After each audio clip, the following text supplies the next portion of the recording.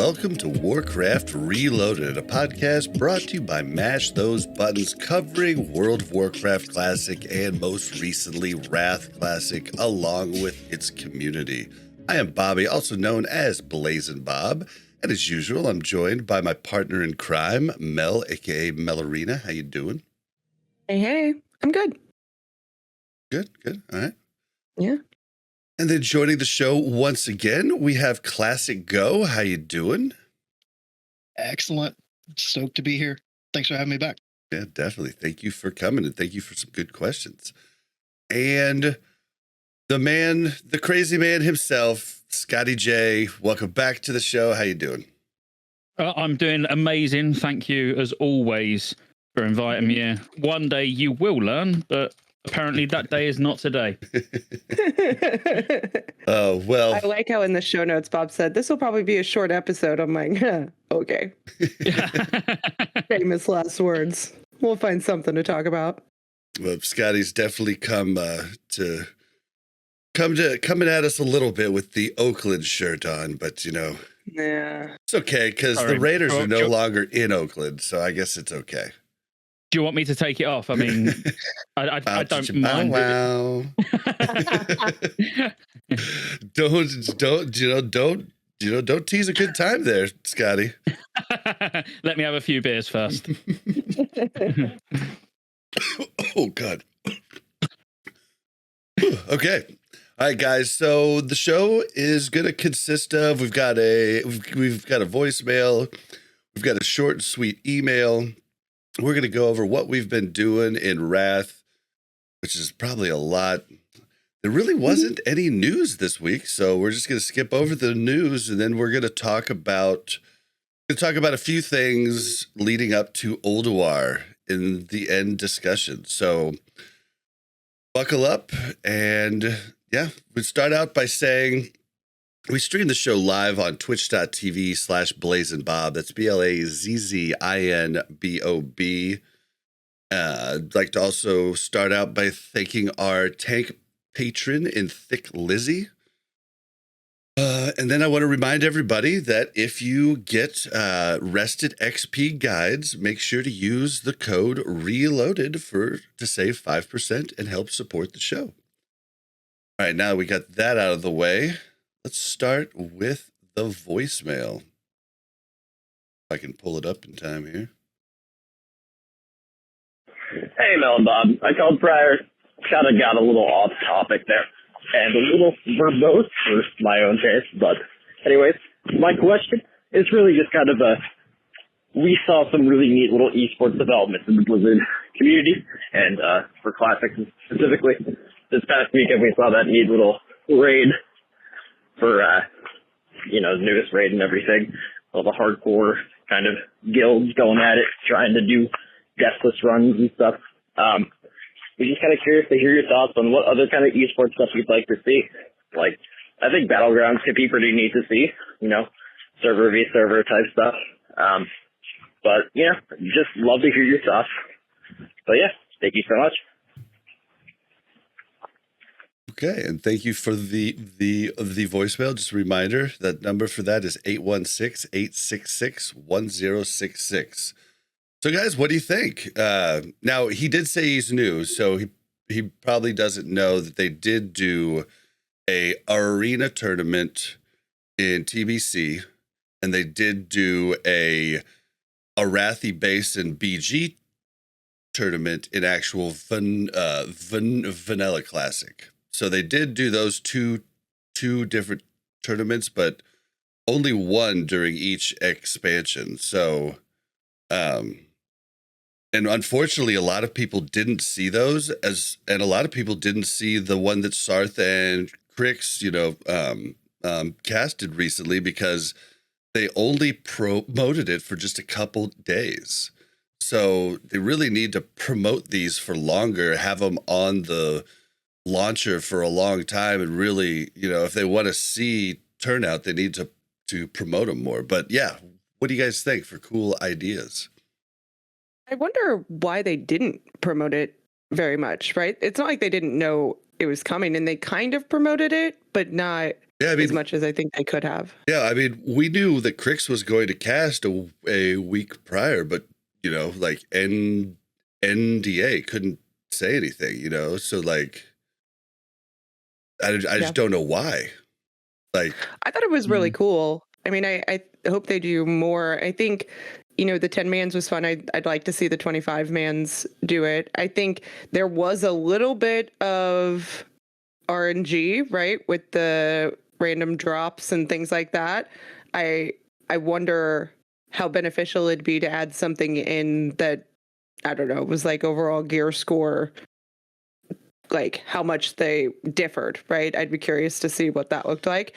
And it seemed like in one of them, the tank didn't get hardly any gear, and that's really rough.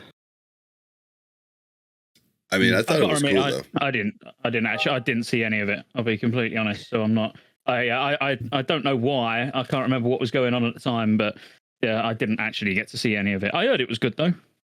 Yeah. I watched all of the second day, but the first day I was tired. I watched like the Headless Horseman run and then like the first 2 heroics and I passed out. But the second Yeah, day I didn't watch much of the first day. Same. Yeah. But I mean, I just kind of had it in the background, kind of like not really paying much attention, but I watched all of the second day and had a blast. It was neck and neck for a long time, but it was a little hard to understand, like, because if they had a death, like they had to add 30 seconds to their time, so their times were different because of that. Like, so it's a little weird, but there were very few They deaths. eventually took the timer off because everybody kept asking questions. It was very confusing as to like who's winning. Because they'd be like, progress is winning, but their time looked way longer than the other team, and I was like, I don't understand what's happening. Yeah, what happened was the timer started when the Raiders entered Nax.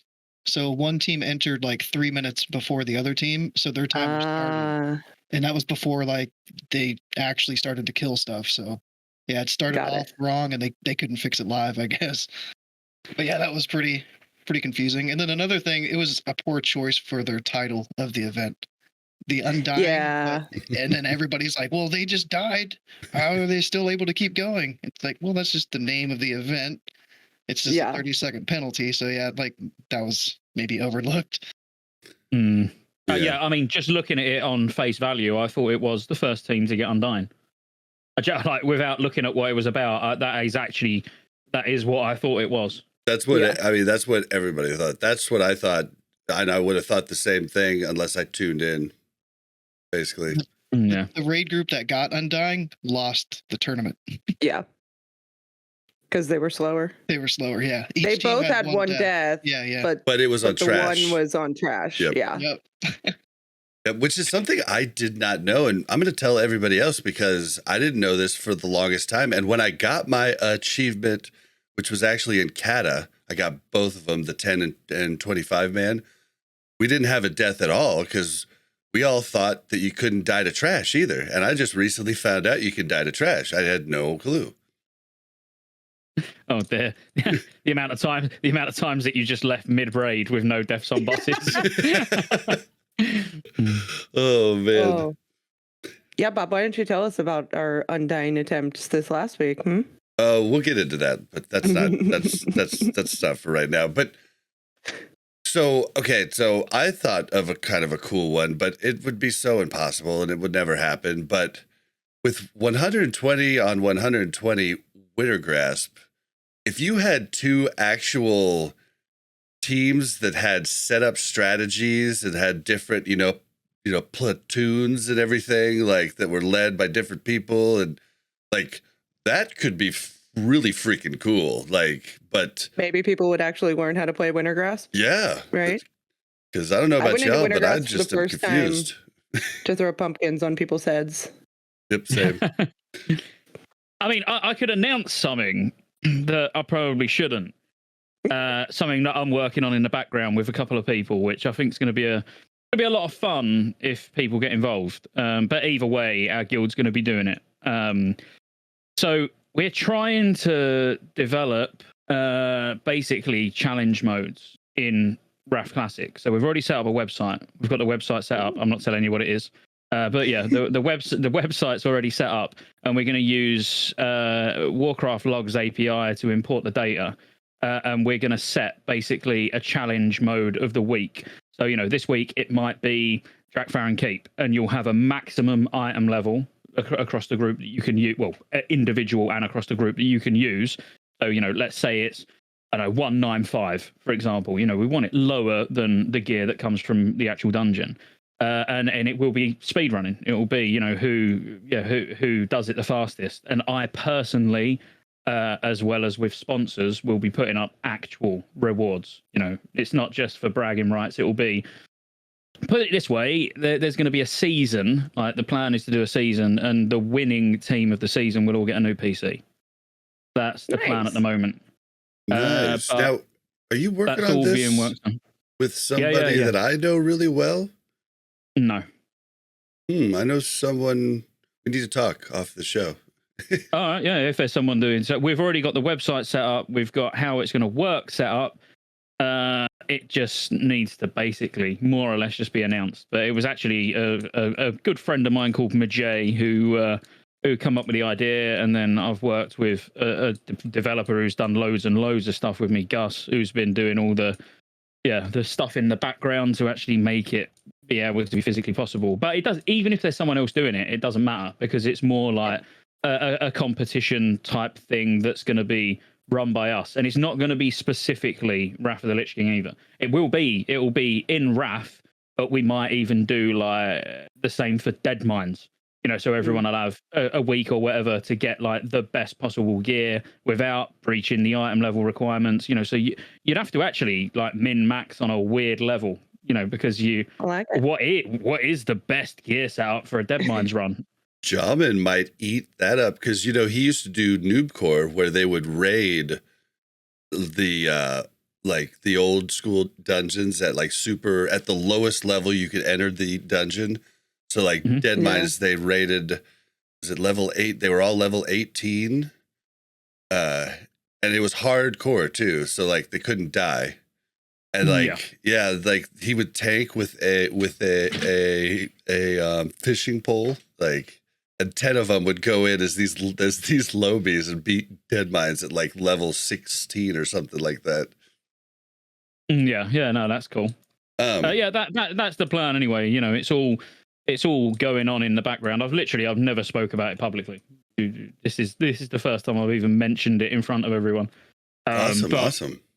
Hopefully in a week or two, we'll be able to open the first challenge. And as I say, it doesn't really matter if there's other people doing it, other ways that you can physically, participate in this sort of thing. They're going to have different rewards, right? The rewards for ours are going to be physical rewards that will be shipped. Whereas, someone else's, it might just be for bragging rights or whatever. Yeah, I don't think the people that working on what I'm talking about, I can't disclose either, but they wouldn't care. Like, they would love more people doing the same thing. They just love that type of stuff. But we'll talk about it off air. Yeah, man. Yeah, makes sense. All right. Yeah. Any other ideas for cool things they could do? I mean, I like the arena tournaments that they do, whether it's retail, and I don't play retail at all, but even the classic one was cool to watch too. But if they could somehow kind of do the same thing that they do with the speed running thing, so it's not just two teams. I know it was just their test run, but if they had a bunch of different raid groups and they had one pair go at a time, and it was like 4 teams for Friday, 4 teams Saturday, championship Sunday or something. So it's more runs instead of just one run. Yeah. It's just, the more you get, the harder it is to follow. Like the Arathi Basin one was so hard to follow. It was, and it really just turned into like, we're watching the 2 rogues on each team stealth cap.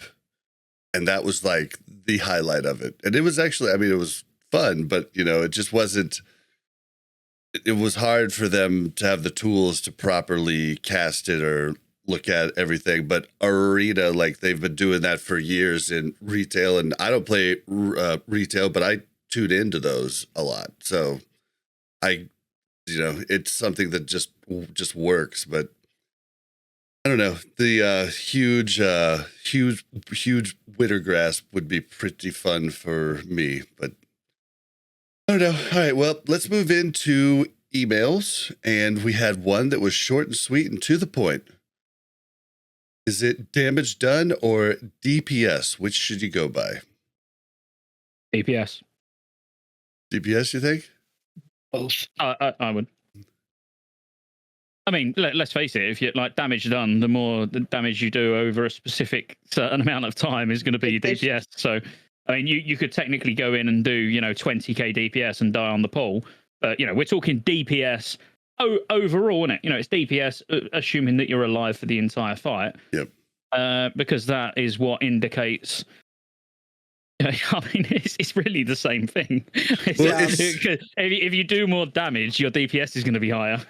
Yeah, and it like damage done, you couldn't compare different fights. Like DPS, you can compare different fights because the bosses and stuff have different health pools, And yeah, if you go by, unfortunately for Nax, man, if you go by overall damage and DPS, don't die on Thaddeus, man, because you're going to basically kill any chance you have to compete with anybody because, yeah, like there's so much the damage buff? in that fight. Yeah.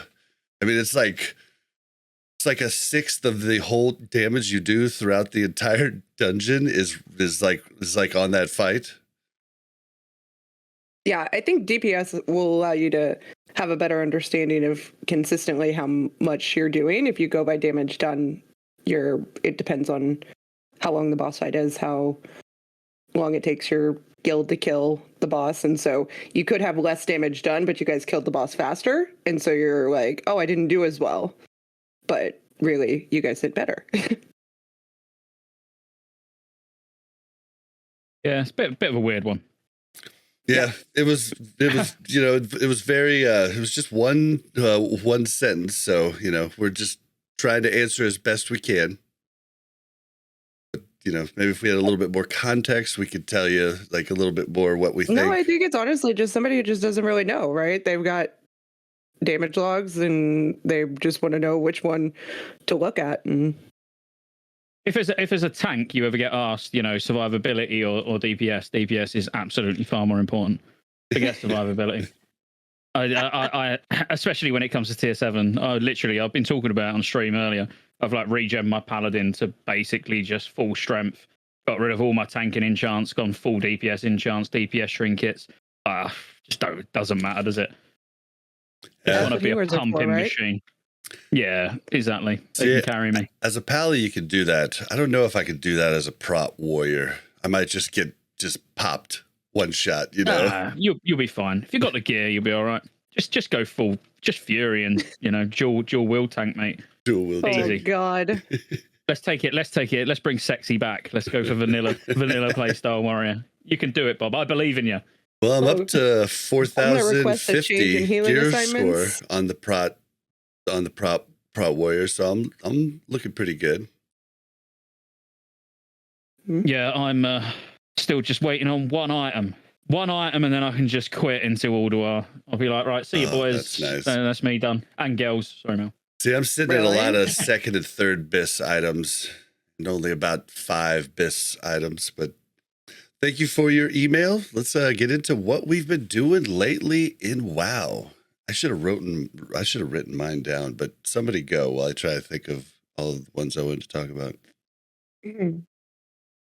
I can go. I can start. We've done quite a bit. We got our Halloween achievement done. That was fun. That's when we went into Wintergrasp, and I did find out you can throw pumpkins on people's heads while you're on your mount. So that was cool. Bob died a lot while we were in Wintergrasp. I'm like, what are you doing? He's like, well, I just run into the middle and I try to throw pumpkins. And I was like, okay, well, I mean, you can do it from the outside, right? Like, you don't have to like go straight into the clump of horde. But because we're on Benediction, that's the only place that we could find the races that we needed to put pumpkins on their heads. We did the trick or treat thing, which was extremely time exhaustive. That's what Scotty's doing right now. I'm sat doing it as we speak. Oh my gosh. It's boring, but it's not that bad. We got the weak aura. Did you get the weak aura, Scotty? Yep, I'm using it as we speak. Yeah. He came in and told me about it. Shout out to No Hit Jerome. His Halo's End video has the all of like a checklist in the notes. It has a weak aura that gives you all the TomTom waypoints, making it nice and easy to go get those buckets. We did the one where you have to put out the fire on the building, right? Have you guys done that one? Yeah. Not this year. Yeah. No. So we were doing it, and it was just Bob and I, and only Smoke and Lesbos were in the chat, and they were like, and Bob was like, this is impossible with two people. You just can't do it with two people. That's just all there is to it. And they were like, we do it with two people all the time. And he's like, nope, I don't believe you. So then they sent us a video. And Bob's like, no, they literally memed the shit out of us. So they created a level 1 rogue named Blazin' Bobby and a level 1 priest named Melarita, because those were the two classes we were doing it on, the names. And then they went and they played, oh, Black Betty, damn a bam, oh, Black Betty. And they freaking two-manned it, and they showed us the whole thing where you could toss the bucket to one of your party members. So one of them stood by the water and just tossed the buckets. They used max range so that they could range all the way out and see like the other side of the inn in Goldshire. And they just freaking two-manned it. Yeah. And I was like, okay, well, now we have to do this. So, so Mel we and went I back did and tried again, and we didn't do it. And we were like, oh, fine, let's just keep going. We can't spend all night on this. We got candy treats to go find. And then we were in, what's the zone that nobody ever goes to? The Like Dry and Main Ice City. starting area. Yeah. Well, we were there, and we were like, well, let's give it one more shot. So we did it, and we finally got it done. Okay. Yep. Never And winning. do it again. just a tip to anybody that hasn't done that quest and hasn't gotten their extra free summon of Headless Horseman for that day. If you just go to the one outside Iron Forge, he only drops one fire. It's like bugged at the moment. So you can literally just one man it in about 30 seconds. So, What? yep. Only in Classic. I find that unbelievable. A bug? So yeah, if you want to get it done easy as pie, that's where you go. Yeah. Yeah, but that was pretty fun. It was fun. And then let's see. So we did that. We've done the Headless Horseman every day. Never seen a mount. I don't think they actually exist. I'm pretty sure they replaced it with the Witch's Broom that I have like 22 of. But I go to that every day. And you know what's really annoying is that one, the pet doesn't show that you already have it. So it just, and then there's always loot on the boss. So you kill it 5 times and you're like, I think it was this one. Like, what? And you have to be really quick, right? Because I don't understand why there's still loot on the bosses, because I can't pick it up, but I wish it would just go away. The little sparkly. Wait. You're muted. You're muted. Oh, yeah, sorry. I kept one of each ring so I don't have to roll or anything. I've done exactly the same thing. Yeah, I have them too, but they still show up. Like the boss still shows it has loot on it. Yeah, so you don't, like, you have to loot immediately when you kill her. So you're like, wait, did we already? Oh, crap. I'm going to check them all real quick. Yeah. It's bad. I'm just the ultimate unsocial person, especially as a prop paladin. I don't even get a group for it. I do it every day solo because it's like, well, all right, there's less chances of seeing the mount, but also it's not going to end in tears if the mount drops and I lose the roll. So I just go on solo it every day, and if it drops, at least I know I'm 100% getting it. It's not dropped, by the way, not yet, but I've still got today's to do, which I'll probably do during this podcast. So let's hope that you are all bringing me luck, and I get the mount while we're doing this. That'd be nice. See, I just have to bring someone from the guild because I would just be so upset if a pug got the mount. Like if a guildie got the mount, I'd be like, cool. A pug got the mount, I'd be like, man, why did we have to bring a pug? Yeah, I'd rather not. I don't even want anyone in the guild getting it. I swear I saw Mincy 4-manning it, and then Scotty's soloing it. So I was like, they're really not going to join up and have one 5-man group? No, I do everything solo. I do UP heroic every day solo to try and get that mount. I do headless horseman every day to try and get that. It's like, it just, for me, it makes sense. I can do it fine. There's no risk whatsoever. And if it does drop, no competition. Yeah. Well, we'll see, guys. Does anybody know anybody that has the mount? I've seen a couple. Yes, actually, Zach in our guild got it. I'm not bitter at all. I really like Zach. It's extremely rare. I was going to kick him. Everyone thought I was being toxic. As soon as I saw it in guild chat, I was on Discord with the boys, and I was like, "Let's just kick him. Forget it. We don't need him. Get him out of here. We don't need that tone. He's a warrior anyway. No one needs warriors. Just get rid of him." Yeah, they're having a rough time. But yeah, my fiance has it. She got it a couple days ago. Yeah. Kicker. So. Congrats.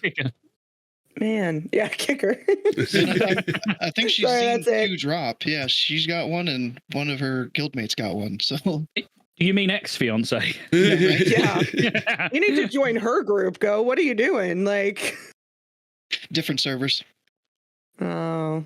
You should transfer and go get them out. Server to your fiance. That's weird. I thought it was weird too. Finds that weird? I thought. Well, I just wasn't going to touch on it, but we talked about it when I interviewed him. I was like, huh.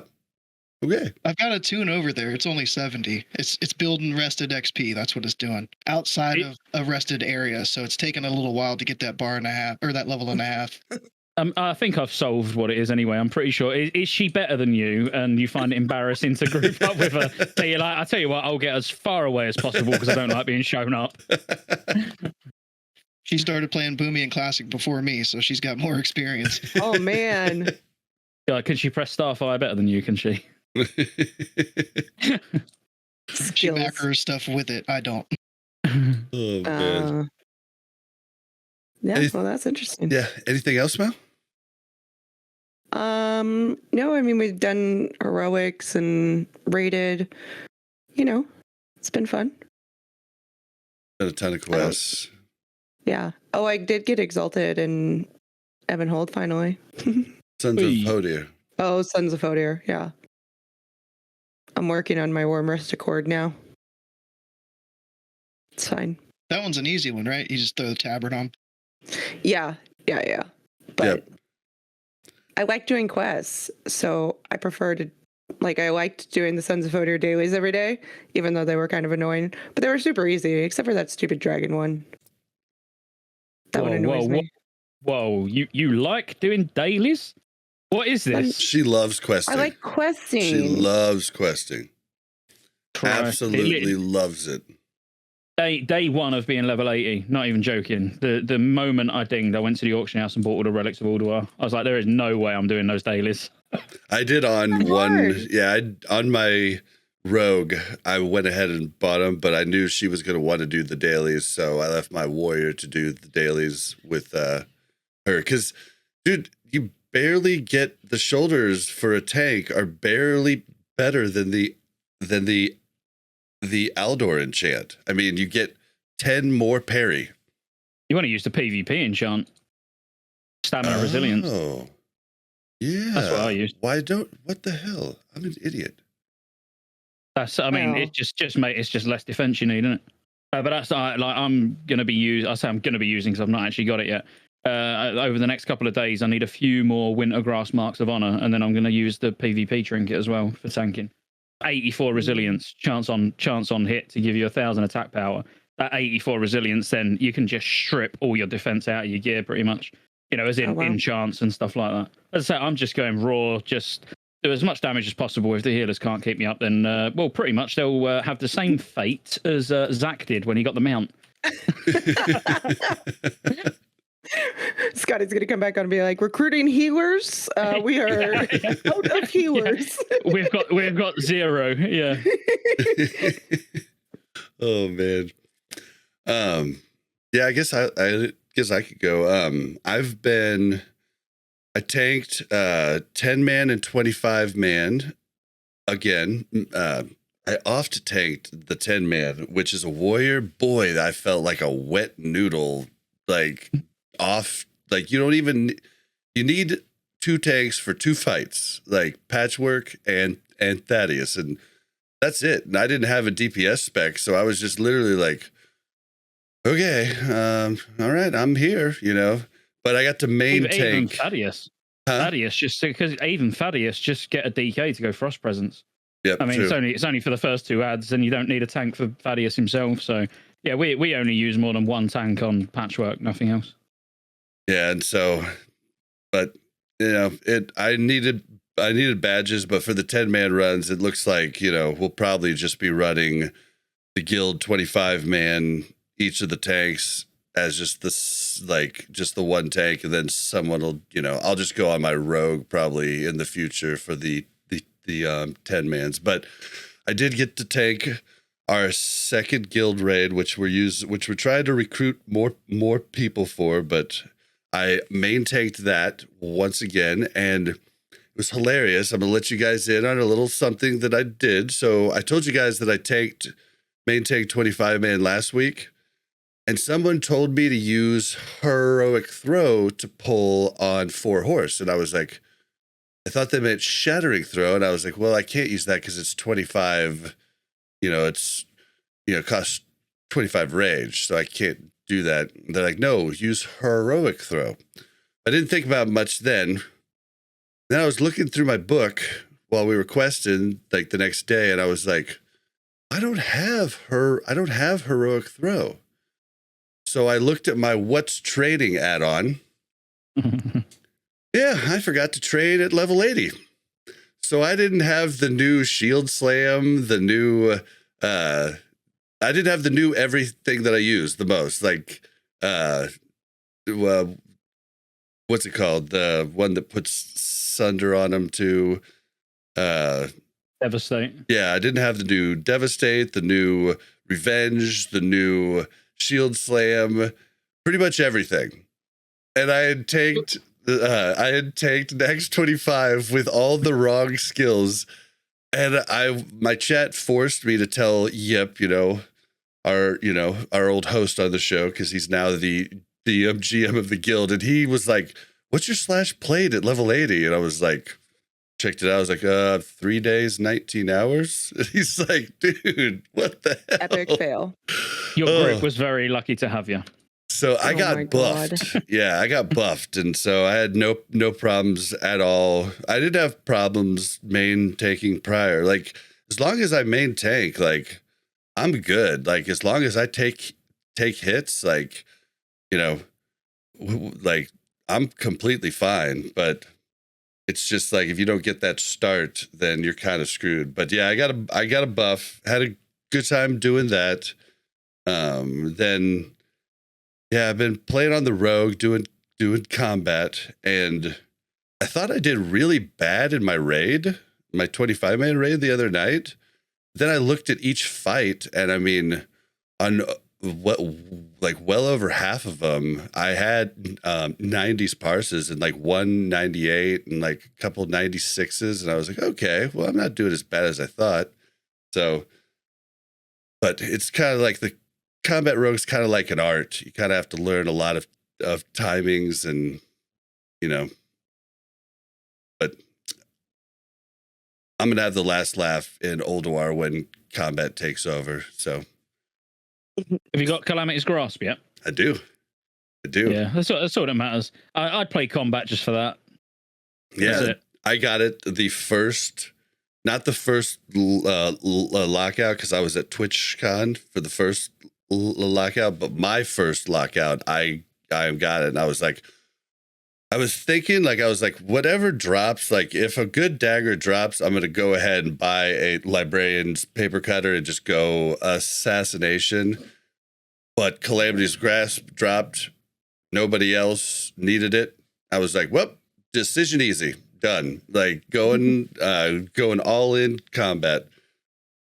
So looks great. Yeah. Looks great. One of my favorite looking models in the game.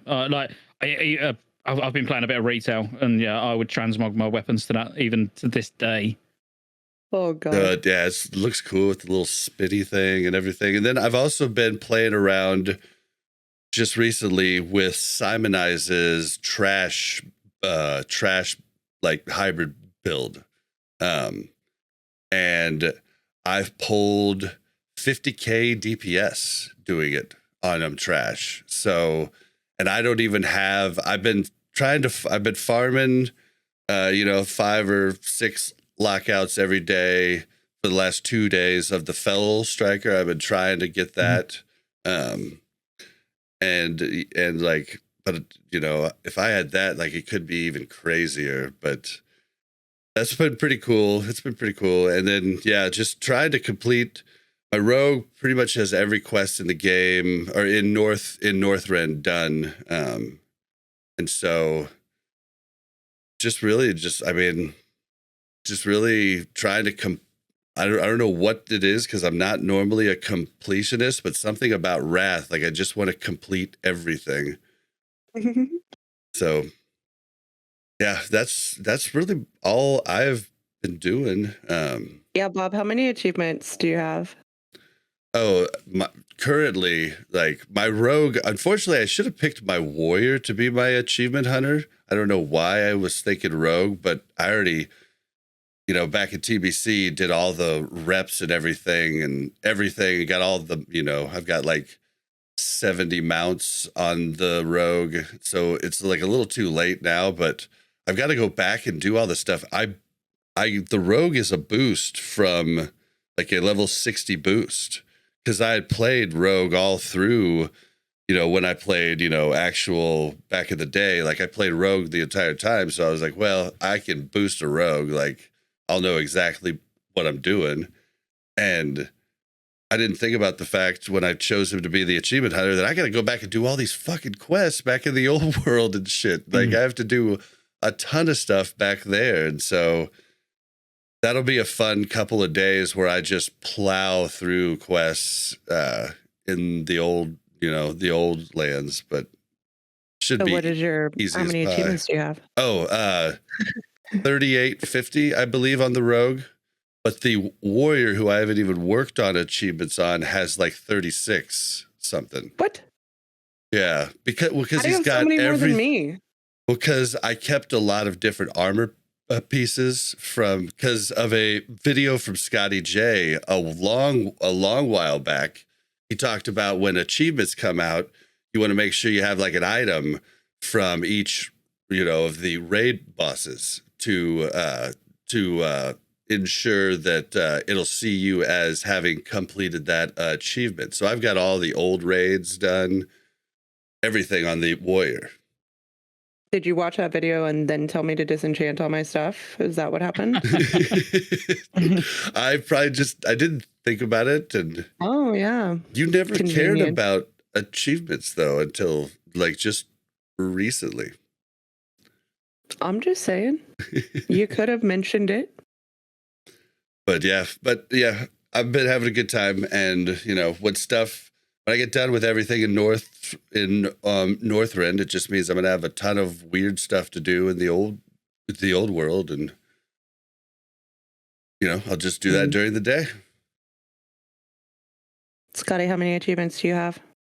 Only like 3.2k. I've not been going for achievements.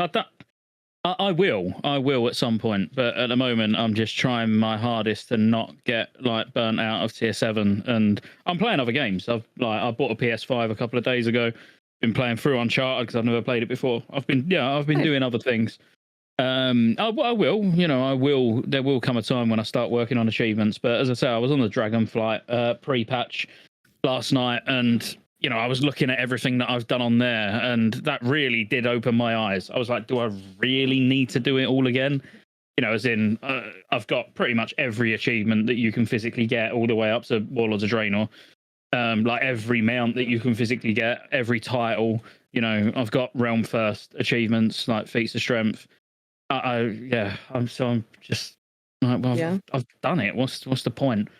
But at the same time, it's nice. I like achievements because it does give you something to do. So I'm sure there will come a time, probably during TOC, I reckon, like phase 3 will be when I really then start trying to hammer achievements. Until then, all I want to be doing in phase 2 is raiding. And at the moment, all I want to do in phase 1 is just when we get on to what I've been doing, I'll tell you, because mine's very, very different from what yous have been doing. Yeah, go. Yeah, go right ahead. Oh, all right. Trying to have a drink. Yeah, so I'm setting up a boosting account. Not for actually selling boosts or anything. Like literally, it's just purely for selfish reasons. It's for myself. So between me and my brother, we're leveling basically either a warrior or a paladin, depending on which one we think stronger at each breakpoint, and having like an absolutely ridiculously geared level 30 warrior, a ridiculously geared level 40 warrior, 50 steel warrior, 60 steel warrior, 70 paladin. And then get them absolutely, insanely pimped out. Like we're going to get Thunder Fury on the 60 warrior. Just have them so we've got them at each breakpoint, and then we can boost our characters literally all the way from 1 to 80. Well, 10 to 80. But we'll be doing it with one of our boosting characters on because you'll turn off EXP on XP. each of those boosts. Dude, who had this idea on the podcast months back? Oh, it was when they changed the boosting rules in TBC, like when they made it so you got like quite a bit less. I think it was our guild leader was on Harskar was on that episode. It was the episode with Harskar, Melderon, Def Camp, Yip. And yeah, he was like, well, I think like a lot of people in retail will do like a thing where they just twink out a certain level character and then they run people through 10 levels of each dungeon. And I was like, oh, nice. So that's cool. That's really cool. Well, we've got 3 brackets done at the moment. I need to start getting the 60 warrior into sort of Blackwing Lair, MC, AQ. A bit of a shame that I can't get it Nax geared. That is a bit of a shame. It's also kind of a shame you didn't stop them all at 9, 19, 29, 39, 49 for the twink bracket. Yeah, no, that's not. That would be cool on other characters, but obviously it's not the purpose. So that extra level of defense is huge. Like that is gonna make a big difference. So no, we're doing 20, basically 20, 30, 40, 50, 60, 70, and then obviously my paladin at 80 can then boost from 70 to 80. But yeah, so I've been doing that. That's been fun. I put a video out a couple of days ago about how I've been leveling my warrior, which I've really been enjoying myself more than probably anyone who watched it. As in like today, just before doing this, well, you saw me. I was in Ragefire on my rogue soloing it, then went to Wailing Caverns. So I'm trying to push every class with heirlooms, obviously, sort of to the limit. I want to be able to just solo level every class purely in dungeons on my own. So that's what I like. I've been doing it as a prop warrior, which, let's face it, as a prop warrior, it's no weird big flex because a prop warrior should be able to do it. As in they are. We know they're super strong at soloing. So as a prop paladin, so that's why I'm doing a rogue now, because I want a rogue at 80 for our alt runs anyway for Ulduar. So I was like, well, if I can solo dungeon the entire way as a rogue, then surely any class can do it. That's my thinking, because you are going to take a lot of damage. Yes, you've got a lot of cooldowns. You can put out good damage, especially with heirlooms. But at the same time, you need to be a bit careful. One wrong pull and that's game over. But, at the moment, I'm averaging 2.5 levels an hour on it, solo in dungeons, which is obviously very nice. Literally, in the time it will take you to complete a quest, I can essentially complete a quest's worth of XP in like 90 seconds. Yeah, it's It's a pretty common misconception of people that rogues are easy to level and play.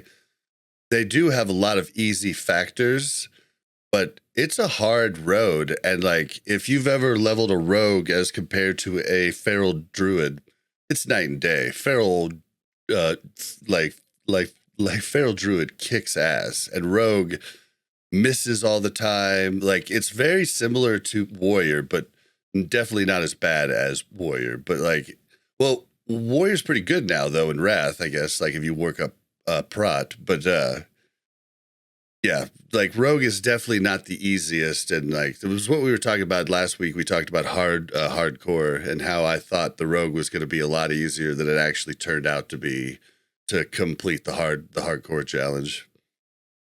Yeah. But I've been doing that. So I've been like trying to set them characters up.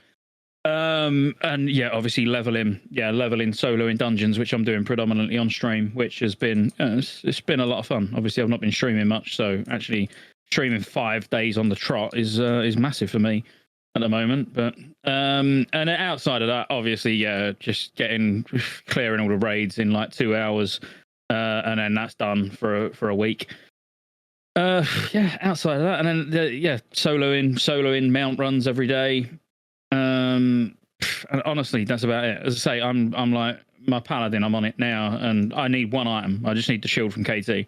At the moment, I got the shield from Patchwork 25, so it's still a decent shield. But I just literally need the shield from KT, and then I'm full bis mitigation, full bis threat. But yeah, just like everything.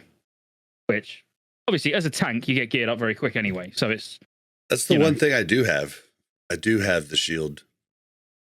And I've got Last Laugh, but I've not got the shield. Yeah, I don't have Last Laugh. I've got but I think I have the Bis sword, even though it's okay. So it's like third Bis on lists. It's the item level 200 sword that drops off of Life Slayer, is it? Life something? Yeah, is it like Hygen the Unclean? It's the one with the two rooms. I'll tell you what it is. It's the Slayer of the Lifeless. And I feel it's Bis because it goes on your back. So I have a sword and a shield on my back, and it looks cool as fuck. Like, I mean, it looks cool as hell. It matters, right? Like, I look like a Chad walking into tank, like, Conan the theme tank, with the sword on the back. And then you get one shot because you're a warrior. But I do a lot of damage, man. Do a lot of damage. Which has been, I think, like, this has been the first time I've ever main tanked, and I think that's why I'm having so much fun. Is I do a ton of damage. Like, it's uncanny how much damage I do as a tank. And like, you'll look at our, different like runs, and like, especially in heroics, like, and I'm not even the cheese, revenge build. Like, I beat a lot of the DPS that come with us most of the time. And I know paladins do too, but yeah, I do disgusting damage in heroics. Like, it is disgusting. But that's why I like Wrath tanking. Like, Wrath onwards is when actually, like, TBC, no chance. You would never have seen me main tanked, and you would never have seen me main tanked in vanilla. But Wrath, it almost feels like you're DPSing. Like, as a tank, you're trying to put out as much damage as possible, which equates to threat, but because the rotations are so much more fleshed out, it just, I don't know, yeah, it's got a different feel, and that's, that carries on throughout the rest of the expansions. Like Mop playing a Brewmaster Monk, you might as well just be classed as a DPS, because you're just trying to do damage. Well, and like, I don't know much about the Pally or the DK, but the Warrior, with you being able to intercept, charge, and intervene in combat, and like all in protection stance, like, is just freaking amazing. Then you've got heroic throw, like you've got so many tools and so many buttons to hit, and it's a good time. And there's something really cool. I've never had that, that dragon look me in the eyes, and there's something really cool feeling about that. I don't know, man. Like, and safeguard's great. People who utilize safeguard well as a prop warrior, particularly if they are the second tank, But being able to give your other tank 30%, 30% damage reduction, like that's a huge cooldown for something that you can do on the fly. So in Ulduar and places like that, if you've got a prop warrior and a prop paladin together, for example, being able to safeguard the prop paladin when there's big damage about to come in is just huge. Wait, hold on. It's something that hardly anyone talks about. You probably haven't even got it talented. Safeguard. Wait, hold on.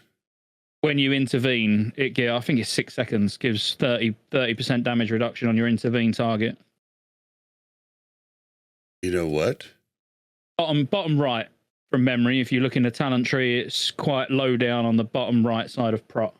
I'm pretty sure I could look at my spec really quick, but I'm pretty sure I do have it. I just didn't there's a lot of things I'm learning. I just didn't realize that it actually did that. So it's at the bottom right. Oh, I don't have it. No.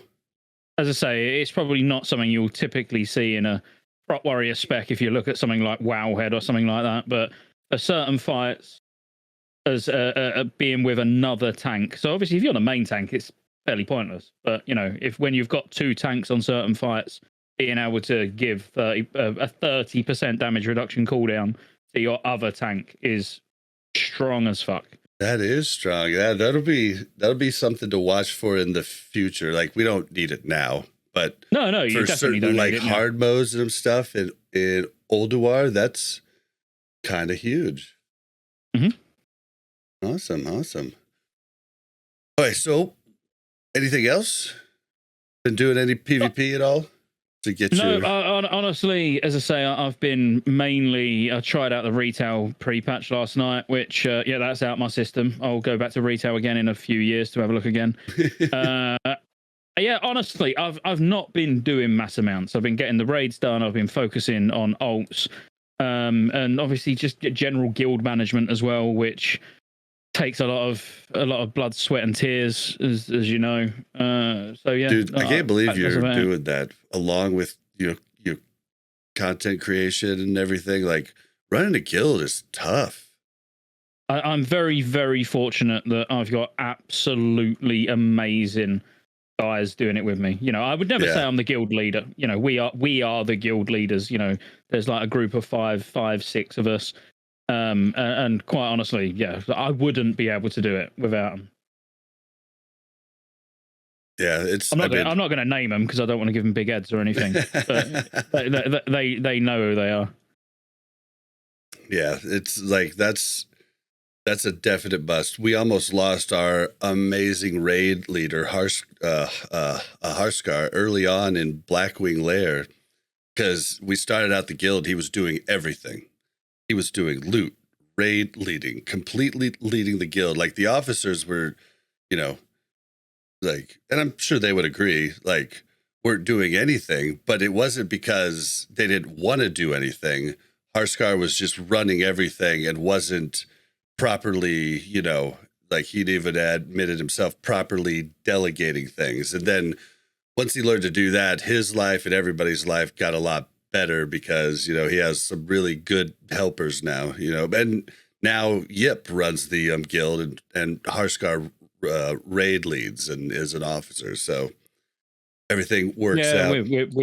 We're similar in the fact that we've all got our own things that we do. We have regular meetings and everything as well. It's working pretty well. We've had ups and downs even so far in Wrath, in terms of it's very difficult when you're running such a big guild, as in our guild to start with, when you're getting 90 plus people sign up for a raid, you've got no choice but to try and take, 3 raid groups at least. You're trying to get as many people raiding as possible, but then that causes a lot of division as well, because you're group, the first raid team, which is the one that I tank, is always going to pretty much have the same people in, because you're taking the pumpers, you're taking the best of the best, the cream of the crop.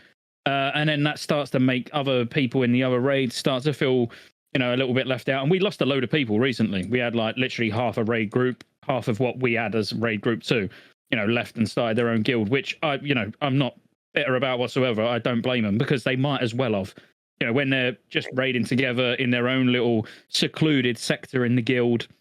It makes sense. Yeah, just go and start your own guild. So we're even cutting back, at how we do it. We're focusing more on split runs and having like officer and like sort of leadership representation in both groups, even if that is as an alt, only having one raid a night.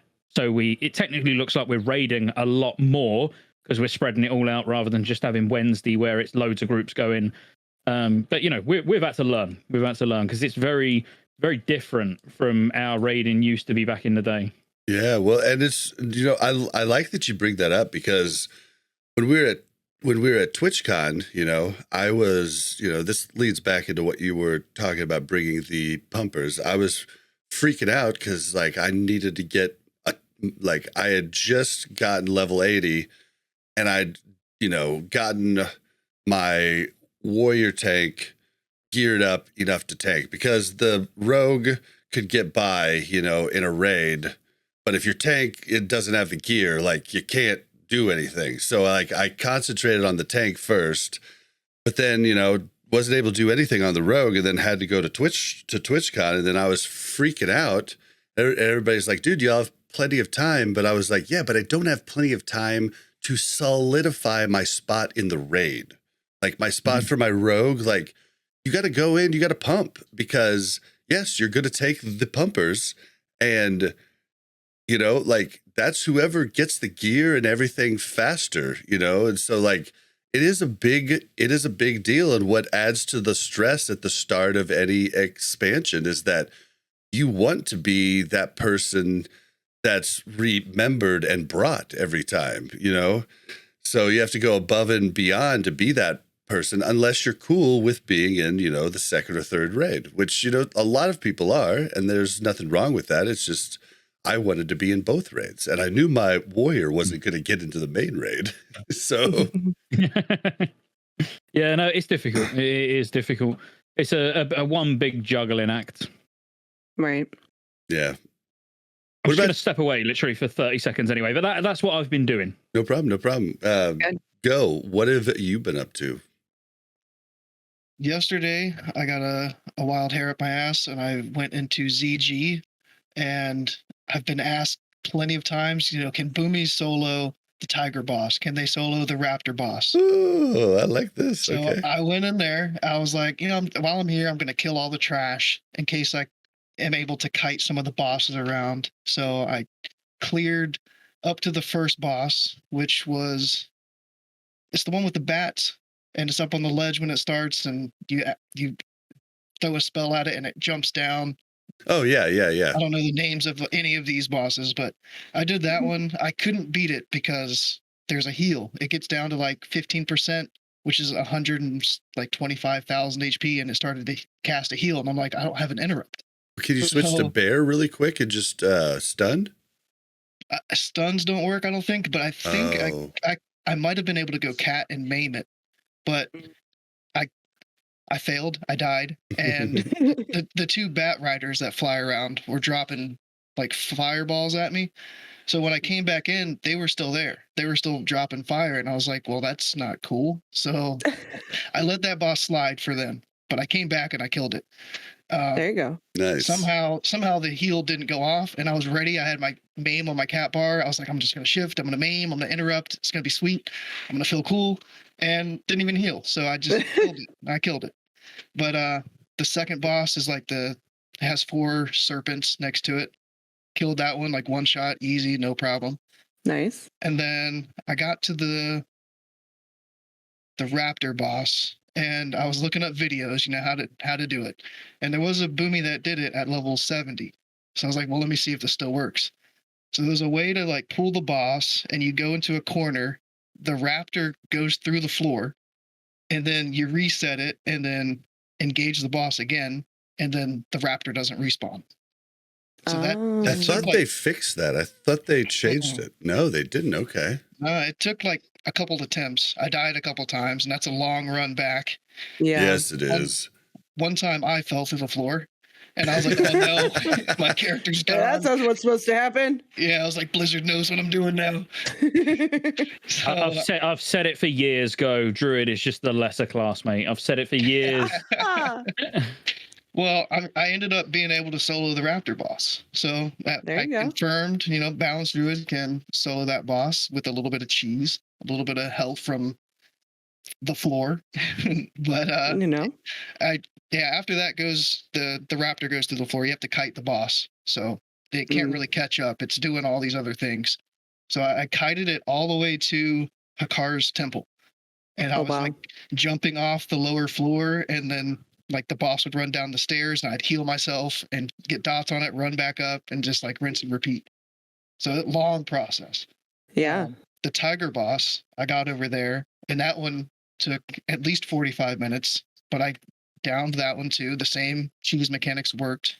They work a little different now, but it took a while for me to reset it to get it to go to phase 2. Because I think you and Mel have done it, right, Bob? Oh yeah. You guys tried it.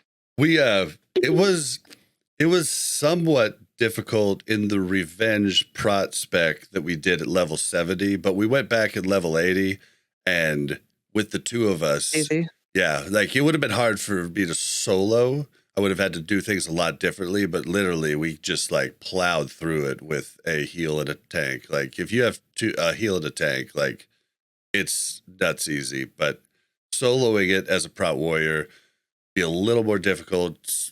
Would need to use specific consumes, but definitely doable. I just haven't tried it yet. I should. I'm about to change your life, Go. Are you ready? I'm literally going to change your life. So Wrath of the Lich King's been out for, what, a month or so. When the pre-patch went live, they added a feature that's called dual spec. So you can actually get a second spec. So what you can do, mate, like I'm just, I'm not teaching you how to suck eggs, but you can pay 1,000 gold and you can get a second spec, and you can turn that spec into the superior druid spec, which is called feral. So it's when you put all of your talents, most of your talents, in the feral tree. And then when you want to solo things, you just pop into that spec, you go in, you kill everything, and you leave without any... Well, without crying about it.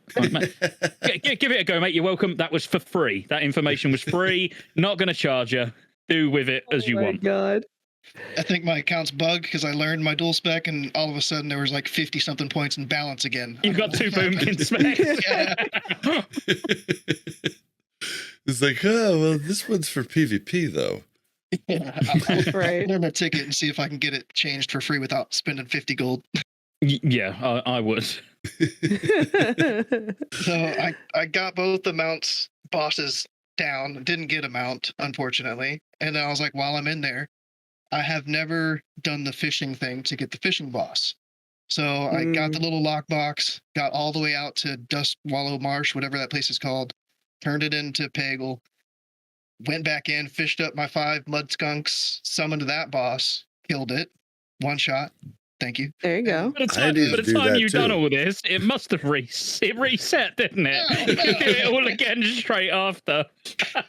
All in all, it might have taken like 2 hours to do all of this, maybe 2.5. But oh God, the tome of turtle, whatever, I've heard it sells for a couple hundred gold, but that didn't drop either. So I got the experience of killing the bosses, and I know now when people ask, "Hey, can Boomy solo this?" Yep, I can. Tell them with confidence we can. One thing I've tried and can't do is the Anzu boss, but I've seen a couple other boomies be able to do that. So I feel a little bad that I can't solo that one yet, but I'm working on it. I'm working on it. Yep. Done a little PvP, not much. I've been doing like 2s for points, so I did that this week. I need to do that. Dang it, Mel and I need to do that really bad. I keep just not doing it. I'm just like, I'm not into PvP in Wrath. Like, I've been into it, and it sucks too because PvP is really good in Wrath. Like, it's just like there's just so much other stuff to do. I'm doing 2 characters PvE, and I'm wanting to make sure that like I just don't feel comfortable enough on either of them yet to like branch into PvP. You know what I mean? Like, I feel like I need to keep practicing and honing my craft there, and I just haven't. But I need to just do the 2s just for points. Like I just need to do that. So, and I'm like not doing it, which is bad because there's a lot of tank stuff too.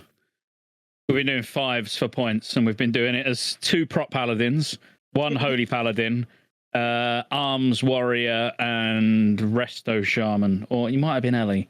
I can't really remember. But yeah, just purely doing it for points. But going in with 2 prop paladins, it's hilarious. I bet it's funny. I honestly, I delete people. You know, as I was top damage like in every fives game. It's all cleave, it's all cheesy damage. None of it really counts. Let's be honest. But you know, it is really, really funny if you stack a disgusting amount of, well, basically get block value capped. You can just delete people with Shield of Righteous. It's so much fun. Dude, That's same. crazy. Yeah, like Shield Slam is starting to just really smack people on the Prot Warrior. I'm about to level my prop ally. It's level 70 right now. I think I told you last time, didn't I? I can't. Was it on here? I might have been talking about it. Like, I was going mega toxic and loving every minute of it. Like, I was so used to mining. So I had mining obviously at the start. I was mining and dual crafting. Then I dropped mining for engineering. But when I had mining, obviously I was so used to just flying around ScotteJaye and killing every single person I saw. But what I resorted to doing was flying around ScotteJaye without mining and finding a mine. And then I'd just stand next to it and just wait for someone to land and try and mine it, and I'd kill him. And it was really fun. Like, but I'd have people on the Horde, which obviously I'm Horde. They would land and they'd be like, "Are you getting this?" I'm like, "No, you take it, mate. I'll find another one." And then I'm having to explain. I've not even got mine in. I'm just stood here waiting for an alliance to try and get it. Oh my god! See, you're getting that fun. We have yeah. Like when we see a Horde, we're like, "Ooh, it's a leprechaun! It's a leprechaun!" Yeah. There's no Horde. Yeah, it's so sad. And Grobulus is still living the dream at 50-50. So it turns out I was right all along. Back when we transferred, I've been saying that like I was going to be wrong at some point, but nope, I was right all along. We should have went to Grobulus. I'm owning it now. I was right. I'll be honest with you, fresh servers have been fantastic. Well, our fresh servers have been fantastic. I can't really speak for all of them, but yeah, I really do feel like I made the right decision. I was always going to go fresh. You know, as an ex-private server player, I'm always going to go fresh. But it was a good move. Like, Echo has really seemed like a decently balanced server. Obviously, we're all going to see drop off now.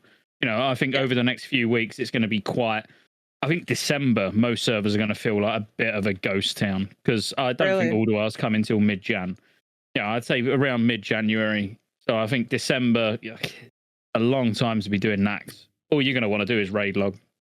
Yeah, I'm kind of bummed that I didn't go ahead and make a character during pre-patch. Because like after hanging out with everybody at TwitchCon, it would have been really neat to like have a character to raid with, you know, Cargos and crew. Like, but you know, hindsight's 2020. Like, yeah, you'll get fresh servers for Kata. Don't worry, that was practically confirmed. So yeah, we'll see if I play that. Still on the fence there. Still on the fence. You'll play it. You'll play it, and it'll be the greatest experience of your life. A whole new world. Oh my god. Oh, all right. Well, yeah. Anybody else? Like, I'm trying to think. I had some funny stuff. I need to write this stuff down during the week. Like, there was the thing. Oh, you have some funny stuff about our Undying. Yeah. So we could have got Undying last night in 10-man. But the worthless. No. Let me tell you about this situation here. Let me. Did you fail it? Fail it, Bob? Please tell me you failed it. I was already the worthless prot, second tank warrior, like literally wet noodle. And yeah, Mel, go ahead and tell it. I still feel bad about this. We're on Thaddeus, right? And, first of all, I've missed the jump in our 25-man and our 10-man, and I never miss the jump. And I just don't understand what's happening. Like, I push spacebar, but it didn't. I literally watch her and she jumps after she falls off. She's on the corner of falling off and she jumps. So you can see her actually get a little bit of ups, but it's not enough to make it. It's fine. Whatever. Get this lady some rocket boots. I know. So I so I finally get there, right? And then it does the little shift. And then I'm standing there and I hear this like, like the noise you hear when there's somebody giving you the wrong charge. And I look at my thing just to make sure it's not me, right? And then probably like 10 seconds later, Bob goes, "Who's on the wrong side?" And then like 4 people die and he goes, "Oh shit, it's me." And I'm like, oh. Dude, I wasn't even talking to stream or like distracted or anything.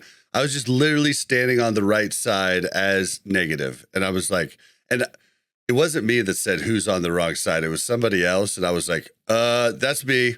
Like as soon as they said it, I looked up and I was like, oh my God. And I ran across, but in doing it, I killed one person and it was LZ, our mega pumper in our guild, the one guy with all 99s. Yeah, I killed him. The important thing, though, Bob, the important thing is the memories that you made while you was part of that guild. Because I assume you're not part of that guild anymore. No, I am. I main tanked for the second raid the next day. It was our 10 man, right? So it wasn't like fully like we weren't going in there being like we're gonna do Undying, but we had made it a long way without anybody dying, and then it happened, and we were like, "Oh man!" Yep. And then I've got an equally painful story about Undying this week as well. Here, hold on. Oh yeah. Before it's don't over, don't worry, Bob. It weren't me that failed. let me give you the very end of the story. So we get done with KT, and I'm like, "Hey guys, I'm sorry again, man. That was just a stupid oof." And they tried to make me feel better by going, "Well, I mean, a lot of people died on KT because like I pulled in the ads so that people could cleave KT and get like a higher parse, and then a fisher showed up right underneath the ads and killed like 3 people, and so they were like, "Oh, well, they died there." I was like, "Yeah, you're just trying to make me feel better. I wouldn't have pulled the ads if we were going for Undying still. I would have pulled the ads way off to the side. So like I wouldn't have cheesed it there, So no, it's still my fault." 100%. The most painful thing is I record pretty much everything. Like, if we're raiding, I record it. But the most painful thing is doing an Undying run like this week. Everyone pumping, like absolutely amazing group, amazing vibe, everyone having a good time, and then someone dying on KT. So yeah, but getting froze and then chaining the ice cube, another person who happened to be a healer. Obviously instantly the mood in the group just turns very, very sour. But we'd had a really good run. There was all of us were sat there like, well, this is in the bag. Undying's done. But there's nothing more annoying than actually having it recorded and then going back and watching it happen. and after you've seen it, because at the time you're like, well, it was just unlucky. Someone got froze, chained it to a healer. One of them didn't get healed, they died. But then when you actually play it all out and you're like, you almost want to strangle the person. Like, it's not nice. It's a very toxic achievement. Actually, it really does. Yeah. And I've always said it, and like I think people who have never done it before and never experienced the Undying before don't quite understand how toxic it is. And I've been explaining it to people in the guild, where literally you are, if you fail the Undying, even if people are trying to be nice to you, they're not. They don't like you. Like you've ruined it. Like they don't like you for a couple of days. There's a couple of days where the people that have failed my Undying runs, I don't even want to talk to.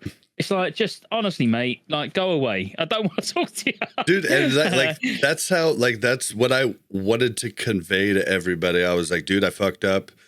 Will not happen again. I'm so sorry. Like I genuinely I still feel bad now. Like just thinking about it makes me kind of sick to my stomach. Like, so yeah, I get it. In our 25 mans, we do the one wing with the mind control boss at the beginning to see if we want to go for the Undying achievement. For the immortal. 25 man's immortal. Yeah, for the immortal.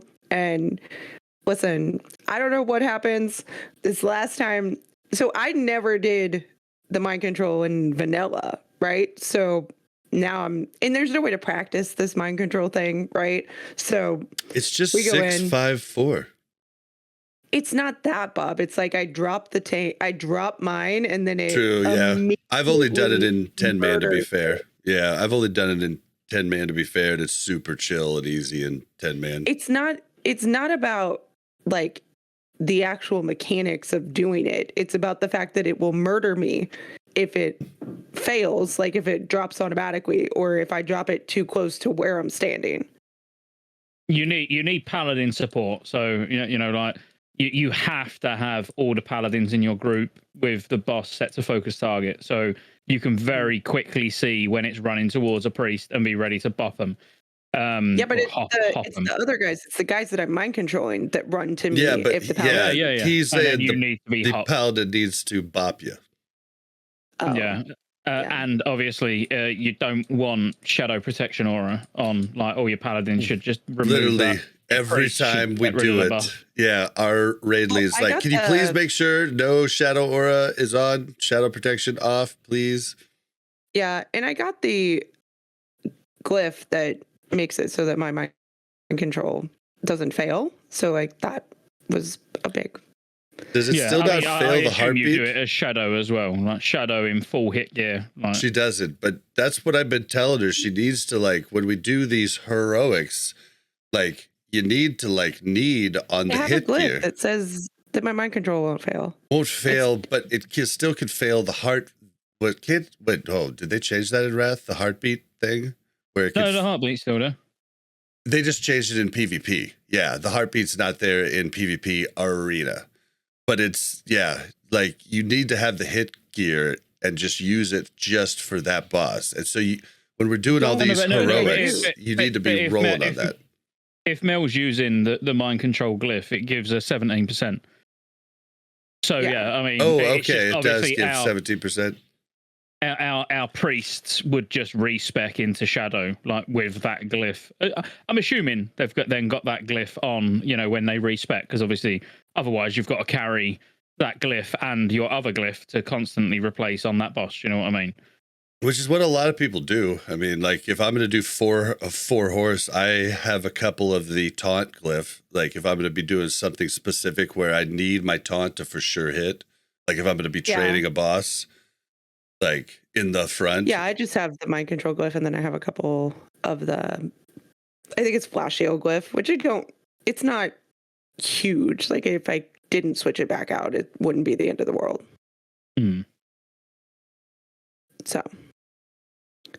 How did we get on that? Oh, we were talking about Undying. The Undying. Yep. Or Undying. Immortal. Yeah. Yeah. There was another part of raid that I was going to talk about, though. Oh, we tried to do the 4 horsemen achievement where you kill them all within They all like go 30 down seconds together. of each other or something. Yeah, within So- 15 seconds. They had, so I was in the back healing, and they had, who's the boss that goes to the back right corner? Back right, is that Zeliek. Zeliek, yes. I could not keep somebody alive on Zeliek, and it was like a warlock that I was trying to keep alive. But even when our like DPS warrior went back there, it was hard to keep him alive. Like I don't know what I was doing that was wrong, but like it was almost impossible. Like they were just getting chunked of Huh. damage. On 10 man. No, 25 No, on man. 25. Oh, on 25. Oh, okay. Do you not just have a holy pad? Oh, you were trying to do the achievement, sorry, weren't you? Yeah, so we were trying to do it where we actually had all 4 bosses in 4 quadrants. I don't know if this is the actual way that a lot of people do it, but our raid lead had watched a lot of different people do it this way, and the tanks were actually switching the bosses in the front, and we were just trying to we had 4 groups just trying to DPS them down at the same time. You just rotate clockwise. You make 4 groups and just rotate clockwise. Yeah, but we had 2 didn't do pumper that. groups. Like, why did we have 2 pumper groups up front?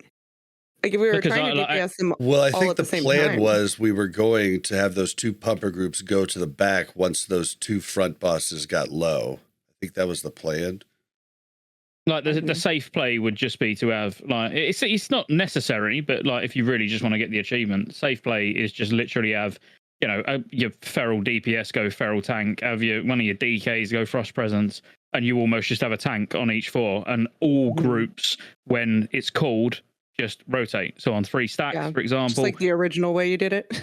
And then everybody just moves around. So then when you're rotating, you could do it the other way, where you've just got the melee groups where you've just got 2 tanks, and then at the back you could have a holy paladin on each boss. And then as long as there's 1 in each group, and then with beacon up, and then those 2 groups at the back swap, the 2 groups at the front swap. Honestly, anytime I've done that achievement, I just clockwise motion. Well, everybody just moves around. I think that's one thing, Mel. In the back, it should have been Stoof, the Holy Paladin, because Stoof was back there. She was just on the other side. Oh, okay. I feel like she can heal both sides, but I could be wrong there. But so question, Scotty, how do you deal with the changing of tanks on the front bosses then? Because the front bosses are going to follow when that bring them. Yeah, so imagine where the doors are, where you walk in. Just the tanks, not the other group, so you're not getting multiple stacks. Just the tanks move into the middle of the doorway, taunt off each other, and then take them back to their groups. So the tanks stay in the same. The front 2 tanks stay in the same spot, but the DPS groups rotate still. Yeah, and then so you could almost tanks, as the tanks meet. Yeah, as the tanks meet, both groups could swap. Yeah, however you want to do it. So then. Basically, the 2 front tanks would always be in the front swapping. The 2 back tanks would always be in the back swapping, and the 4 DPS groups would be going clockwise always. Okay. Yeah. I'm gonna send this clip to our GM so he can maybe plan something out with that. Yeah, I mean, you can there's loads of ways to do it at the end of the day, but yeah, I like the whole rotating round clockwise. It's just everyone knows where they're meant to be going, don't they? But actually, you don't technically need that much movement, because at the front, if the back would always need to move, but at the front on the melee mobs, the tanks can literally just meet in the middle, taunt, and then take them back to their corners. They'll take their new boss back to the corners, and then nobody needs to move other than the tanks. See, I feel like it'd be easier to do it with the 3 mob stack. You do the 3 mob stack, you put your biggest cleavers in the first group on the 3 bosses on the left back. You put your single target bad boys, like your assassination rogues and stuff like that. I think the stacks would get too high. I think you would literally, I don't get me wrong. I don't want to sit here and say that it's impossible, because people will go and do it and prove me wrong. But yeah, I think it's very unlikely for the vast majority of guilds to be able to do that. I mean, obviously we 3 stack when we're killing them normally. Just stack them all on. But you have everybody DPS in the 3 stack. So yeah, and even then, sometimes depending on the DPS in the group, we'll have to use DSAC and stuff like that. Once you get into if you're getting to 5 stacks when you're doing it normally, for example, there's no way you could lose all that DPS to go over and kill Zeliek. No way. We haven't done the 3 stack with our guild yet. We tried it the first couple weeks, our first 2 weeks, but I haven't tried it since. I think we could do it now, but I did it a bunch with Rugs and crew on the beta. So I think we're at the DPS point that we can do it now. We did do that's something we didn't mention. We did do Sarth 25-man 3 Drakes. So we did that. Have you done 10-man yet? No, we haven't done. We've done two Drakes every week in both 10 and 25. Yeah, we didn't try late in our 10-man, and we were like, does we were really tired. need the 3 Drakes? Yeah, we'll probably try it soon. But one of the guys in our group was worried about our comp, but I think he was thinking the DPS burn strategy of having 1 heal, 1 tank, and 8 DPS. But we had 2 tanks, 2 heals, and good DPS. We could have done it the proper way pretty easy, I think, but we just were all super tired. We had all started the night doing our 25-man Sarth 3D, so it was good to get that one knocked out. Yeah, I think we're starting to just Zerg as pretty much just the primary strategy now. But as in, like next week, we'll just be even 25-man, just Zerg it. 10-man, we Zerg every week, just because it's just so much easier. Everyone's damage is so high now that there's just no point doing it the normal way. Yeah, I mean, we're sitting. Yeah, it was what I was talking about. We, pull the two sides. Like we, as soon as you made the video about pulling all the trash in, that's fun, isn't it? Oh yeah. So I told my guild about it that week, and we did it. We've done it ever since.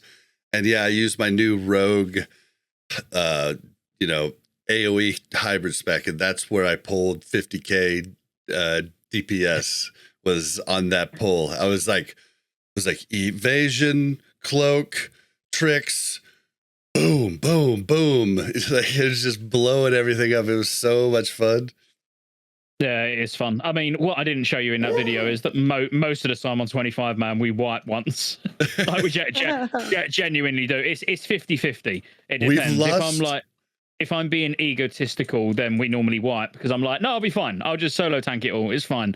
And then we have to do it in 2 pulls. Whereas if I'm being sensible and I'm like, right, let's 3 tank it so we can have a nice triangle formed. I'll be stood at the front, DK left and right, pull all the trash. Then it works fine. But unfortunately, my ego sometimes takes over, and then well, we've cleared the 2 packs in front and the 2 pats in front. We always clear those first, and then we reset the boss, and everything comes. And we use 2 tanks.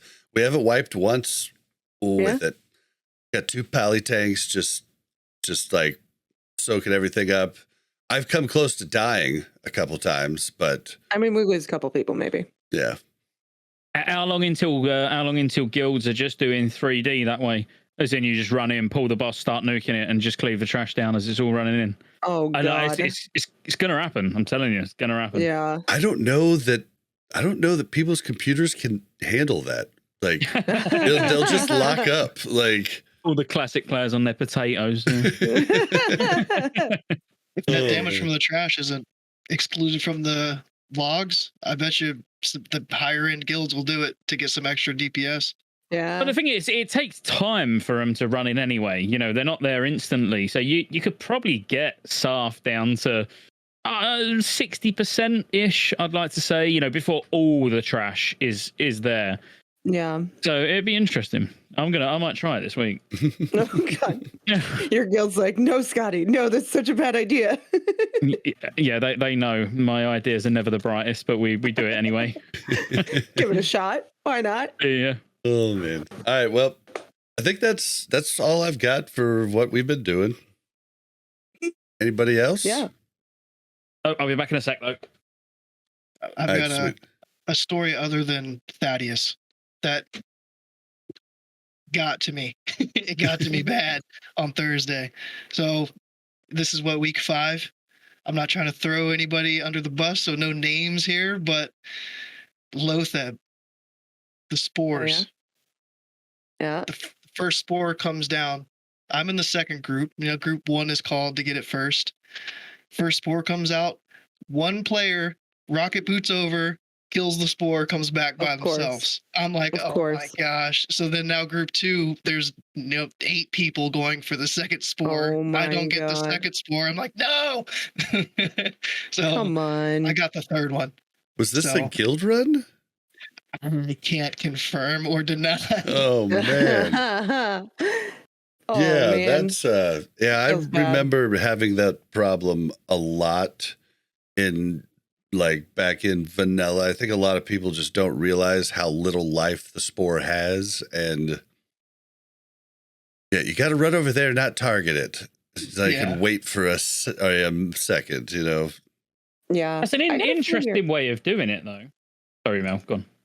No, I was just going to say I have to figure out what priest heal is best for that boss. We don't usually have any problems, so it's not high on my list, but Yeah, it's interesting. Why are you doing it in groups? Do you not just all stack and then, like, 'cause how we do LAFEB is we all stack on the left leg, like at the entire raid, and then you do not. There's only one person that trolls the raid, and that's me, and I'll explain why in a minute. But you know, everyone stands on the leg, and then the spore just naturally comes in, gets cleaved down, and then the 5 people that got it then move to the right leg. And you know, me as the tank, because you only need one tank on LAFEB, me as the tank, I rotate the boss around, just spin it on the spot. So if a spore's coming in from behind me, I'll just turn the boss and the raid readjust. If they've got the buff, they're on the right leg. If they've not got the buff, they're on the left leg. You know, that way it's a bit luck based who's going to get it, but everybody will get it. But and you don't lose the DPS from running out to get it and then coming back. Exactly. There's no need to move away from the boss whatsoever. But my Hammer of the Righteous, when I hit the boss, obviously it's got some range. So I if I'm being sensible, because it looks like people are passing well, obviously I make sure I Hammer the Righteous when the spore's a decent like distance away. But I can hit the boss with Hammer of the Righteous and hit the spore and kill it in one hit, and nobody gets the buff. And then it's so funny hearing everyone on Discord like, who the fuck did that? Why didn't I get a buff? Who just like, and I'm just sat behind the computer like smug mode. We did try that the first week. I don't know what happened with it, but we scrapped that, threw it in the trash can, and haven't gone back to that strat yet. But on 10 mans, we just assign group 1, group 2. That one's easier, but 25 mans, I could see that strat like being better as long as everybody knows what's going on. It could have just been it was the first week and people just weren't ready for it. What's really fun and what we do, we're like, yeah, it invalidates your logs. So I'll just say that now. If you are really bothered about passing, it does invalidate your logs. But if you want some fun, we do it like that. We slow DPS until there's a couple of spores, you know, come in and then get as many people the buff as possible before we pull lower feb. So before we actually start like lower feb's quarter, we clear all the trash to the spider boss, you know, Anabarak, and whichever one it is. We clear all the trash to that, and then once we kill lower feb, we get as many people to 50% crit buff, all rocket boost to the first boss in the spider wing, and then kill it with we literally, the boss melts in about 18 seconds.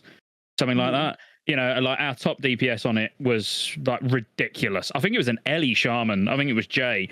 I mean, he was top DPS crazy. Like on 13, 14k, whatever. But, you know, everybody's 10k plus because you've got that buff. And the boss, it's just fun watching how quick the boss melts with it. But yeah, we was all really pissed off when we done it the first time and it invalidated the logs like that. But it's still worth doing just to speed the raid up. Yeah. You're muted, Bob. Yeah, that sounds cool. Like I like was hoping that you could still do the Thaddeus cheese where you could go in and kill Saffron with the plus and negative buff, you know, going in. But I guess they did fix that. It goes away right after Thaddeus dies now. Yeah. Yeah. That was always fun though. Back in vanilla. When everybody be like, everybody still stay away. Oh, somebody man. would go try to loot and kill 3 people. Yep. Be great. All right. Well, I think that's gonna do it for, you know, what we've been doing. So let's move into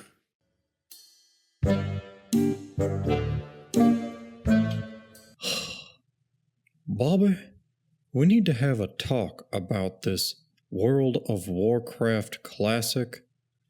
Do I look like I know what a WoW token is? all right. So ClassicGho has some good questions coming up about Ulduar. It was perfect that Scotty was on this one because he can take all the heat for having to answer him. Sorry, mate. Well, I thought this was the section where Bob said I could go AFK. I've got plans. I'm taking Laura out for a meal. McDonald's. The dog wants to come. That's fine. He can come. You said what? McDonald's. They will eat a receipt from McDonald's. Like that's how much they love the smell of that. All right, Yeah, so go ahead. Oh, do you want to read the question off the first one you had? Yeah. So this could have already been answered. I just maybe forgot. But when they were talking about the whole eye level change in Ulduar loot being buffed, it's what, 6 eye levels, normal, 13 heroic. But no, 6. It's 6 across the board. Okay. And so everything. Yeah, hard mode was 12, wasn't it? I thought it was 6 and 12. I swear it's 6 just on top of everything. Just 6 across the board. Any item is just going up 6 eye levels, and it's purely percent based. So it'll just literally go up whatever percent that is. Like you'll get like if something has like no, it's definitely 6 and 12. I'm reading it now. Is it really 12? Instead of nerfing the item level in TOC, we'd like to see how everyone feels about buffing the item level in Ulduar normal by 6 item levels and Ulduar hard mode by 12 item levels. Wow, I did not know they were doing the hard modes by 12. I actually like that less. I would have just liked it just 6 across the board. Damn. Yeah, it'll put hard mode gear. It'll put a 251 then. So it's better than normal TOC, which is 245. Hard mode 25 man, right? Hard mode 25 man to be 251. Yeah. So it's only 7 eye level. I believe hard mode TOC is 258. And then you can get the really sexy capes that are 264, I want to say, off the top of my head. See, that kind of I would have much rather it just been 6 across the board because then it would have been. It was still not confirmed last I looked. Has it been confirmed that it's happening? All but confirmed, basically. Yeah, and the capes were 272. Sorry, the capes were 272, not 264. Yeah, see, and that's like that makes it so now Ulduar hard modes when TOC is out are mandatory. I just wanted it to still be something worthwhile doing. You know what I mean? Like 6 across the board, I think would have done what needed to be done. The 12 on the hard modes, that's a really big. I must have missed that when they first talked about it. But there's going to be seven eye levels so small, like 7 eye level difference between TOC 25 heroic and Ulduar hard modes. So in itemization wise, if you was to look at TOC, it's like, well, it's better item level, but TOC's quite small. You're not going to get a full set of gear, and there will be items with like armor pen on, for example, from Ulduar hard modes, which even with 7 eye level reduction, the itemization is going to be better for some classes. Do you know what I mean? So yeah, I would say Ulduar hard modes are still during TOC 25 will be mandatory. Yeah. And they might have, if it was only a 6 eye level buff, it would have been less mandatory, but. Yep. Can we confirm something else real quick then? Because part of the question is about the emblems. Is the emblems are going up, right? So like the emblems of valor are going to still be emblems of valor in phase 2? There's no new emblems of conquest, right? Okay. Yes. They'll be the same. Yeah, we're not sure how they're going to do it. Because they are going to basically have just 2 emblems, and they might just keep them just the same. Like it might just turn into now, everything in Ulduar just drops emblems of valor, and they might not go to the next one, but they might go to the next one. And then everything drops the new emblems, and then all the heroics drop valor. That could be the direction they go. And that's probably the direction they're going to go, because I don't think they want everybody holding on to the old emblems and being able to just like spend those on everything. Like, does that make sense? It's a very kind of confusing thing. The thing is, so if you go to Dalaran and you go to the sewers, the currency vendor has actually got all 4 emblem tiers on. If you go there now, they're all there. I'm guessing that would change. Me personally, I genuinely believe that will only have heroism and valor. Obviously, I could be wrong. Either way, it doesn't really matter. There's only ever going to be 2. But like for me, I don't really see the point of ever implementing another emblem. You might as well just everything in current content's valor, everything in old content and heroics is heroism. Well, see, that's very easy. The problem that people are pointing out is that you could save up your emblems of valor, and if it doesn't move to the next one, then basically they would just convert. They'd convert down, wouldn't they? They'd have to. On patch day, your valor would become heroism because if you think about it, ultimately that's what they are. You know, as in the new tier of content, they are emblems of heroism. Yeah. So just to like for everybody at home, what we're talking about is like if somebody saved up the higher tier emblem of valor, and then they just save those up, and then those stayed valor, and we moved to the next Ulduar, you know, like thing, all the new badge gear they would just be able to buy instantly if on patch day it didn't convert those down to heroism. So we're assuming that they're going to convert them down to heroism, and you'll be able to buy any of the old stuff. So stuff that you buy for emblems of valor right now would then be emblems of heroism you would spend. So if you wanted to buy the bind on equip bracers during Ulduar, the 213 ones, and sell them on the auction house, I believe you will probably buy those with emblems of heroism at that point. Does that make sense? Yeah, that's exactly right, and exactly how I see it working. Yeah, and again, there's no need to do it any other way, because your emblems, just because it's rolled over to phase 2, it doesn't make them any like less worthy or worth less per emblem, because you can get exactly the same gear as you could the day before. Yep. So it just doesn't matter. Yeah, but I feel like they have to convert them over, or else we're all just going to be starting with all the best. Oh, they'll convert them. Yeah, they'll convert them. And it's not new, is it? You know, again, just looking at it from, you know, converting arena points to honor points after a season, converting badges to gold when the point system comes out in Cataclysm. You know, it's something that they've always done. It's not like, oh, they need to do anything new. It's happened for, you know, 17 years, 16 years, whatever it is. So yeah, they're not having to do anything different. It's just standard to convert things down when a new phase or a new season starts. Well, and it's going to be the one thing I do think is really neat about, I think it's really neat right now. Maybe I'll feel differently come TOC or ICC, but with there only being 2 badges and you getting those, you know, those badges, you know, from heroics, like heroics are gonna, like the daily heroic and heroics are gonna be healthy every time a new tier starts. And you're gonna start getting epics from the heroic plus as well, which, you know, that's I mean, that's a completely different conversation, don't get me wrong, but it's going to be interesting how that plays out, and whether it's only going to be a phase 2 thing.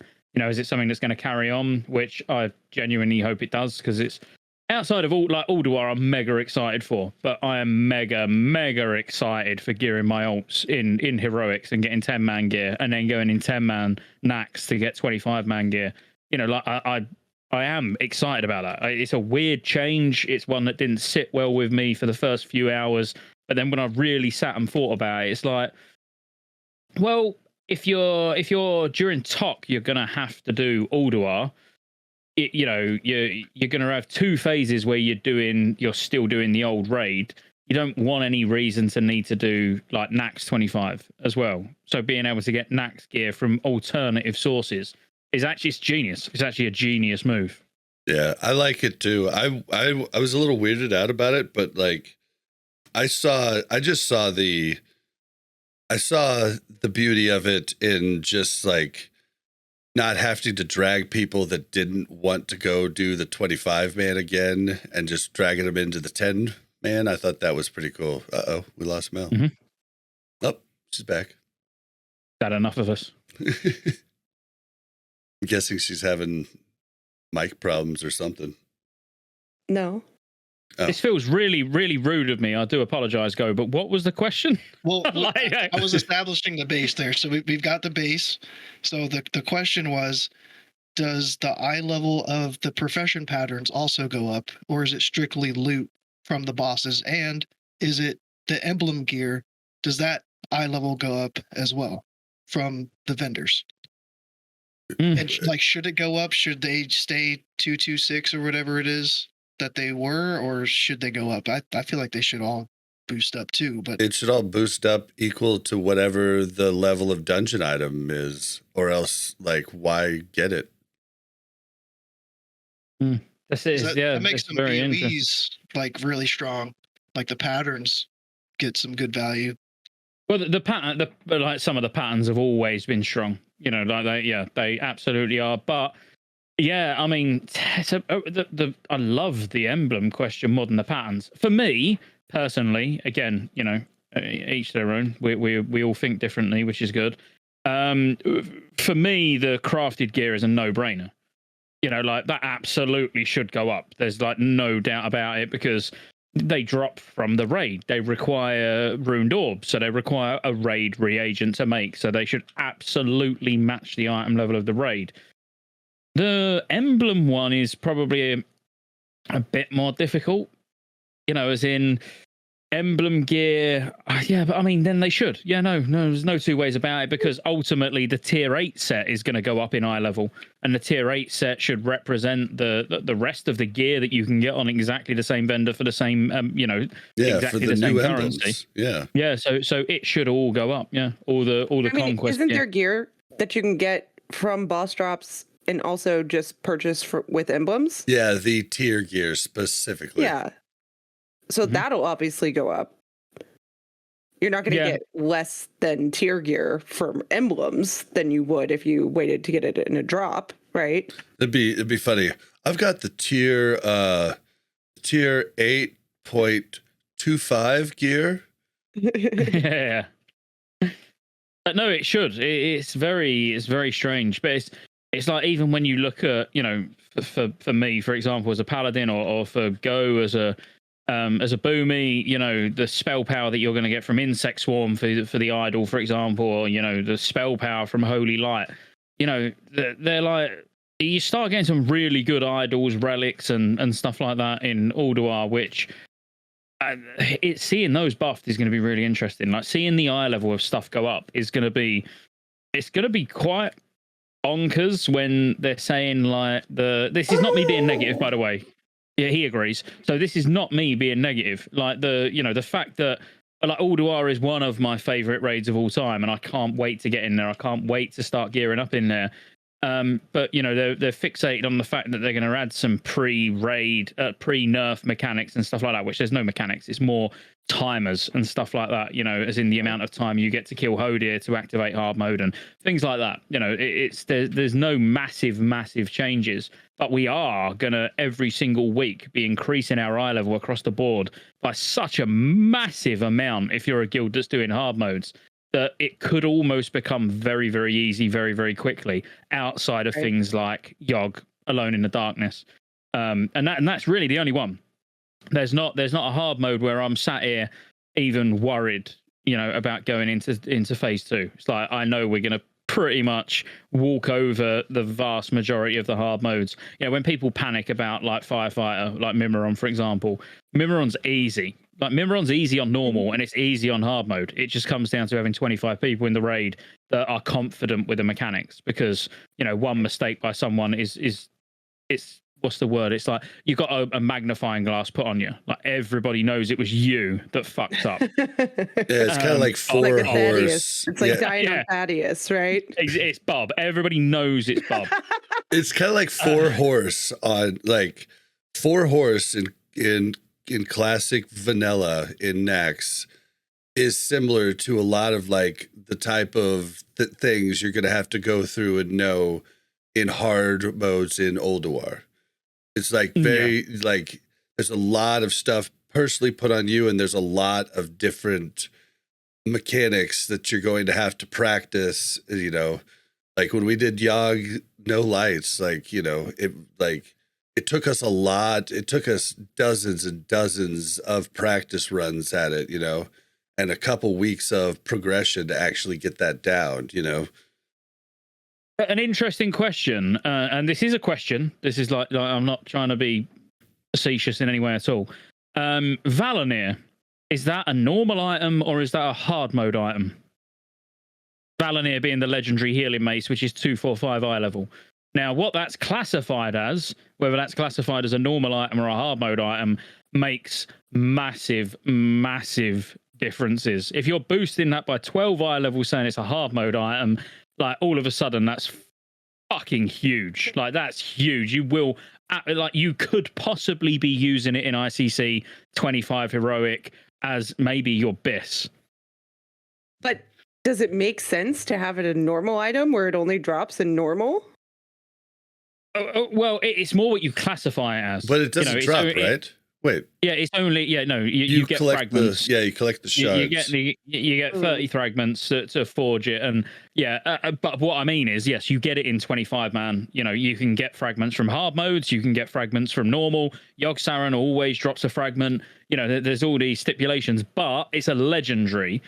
So are are Blizzard going to classify it as a normal item, so it'll only get boosted by 6 eye level, or are they going to classify it as a hard mode item because it's a legendary, you know, that ultimately needs a lot of work and a lot of team play to be able to make one, and then does it get boosted by 12 eye level? I think they have to classify it as a normal item, right? Because you can get the things to make it in normal.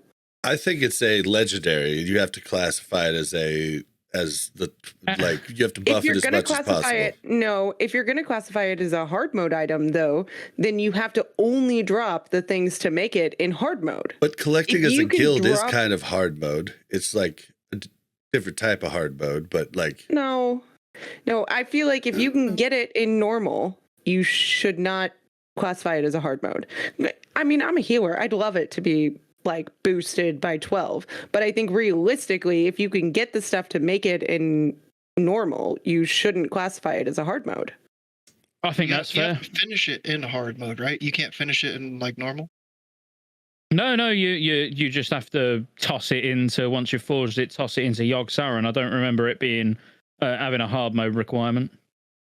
I don't think it did, but still, the guilds, it's a legendary.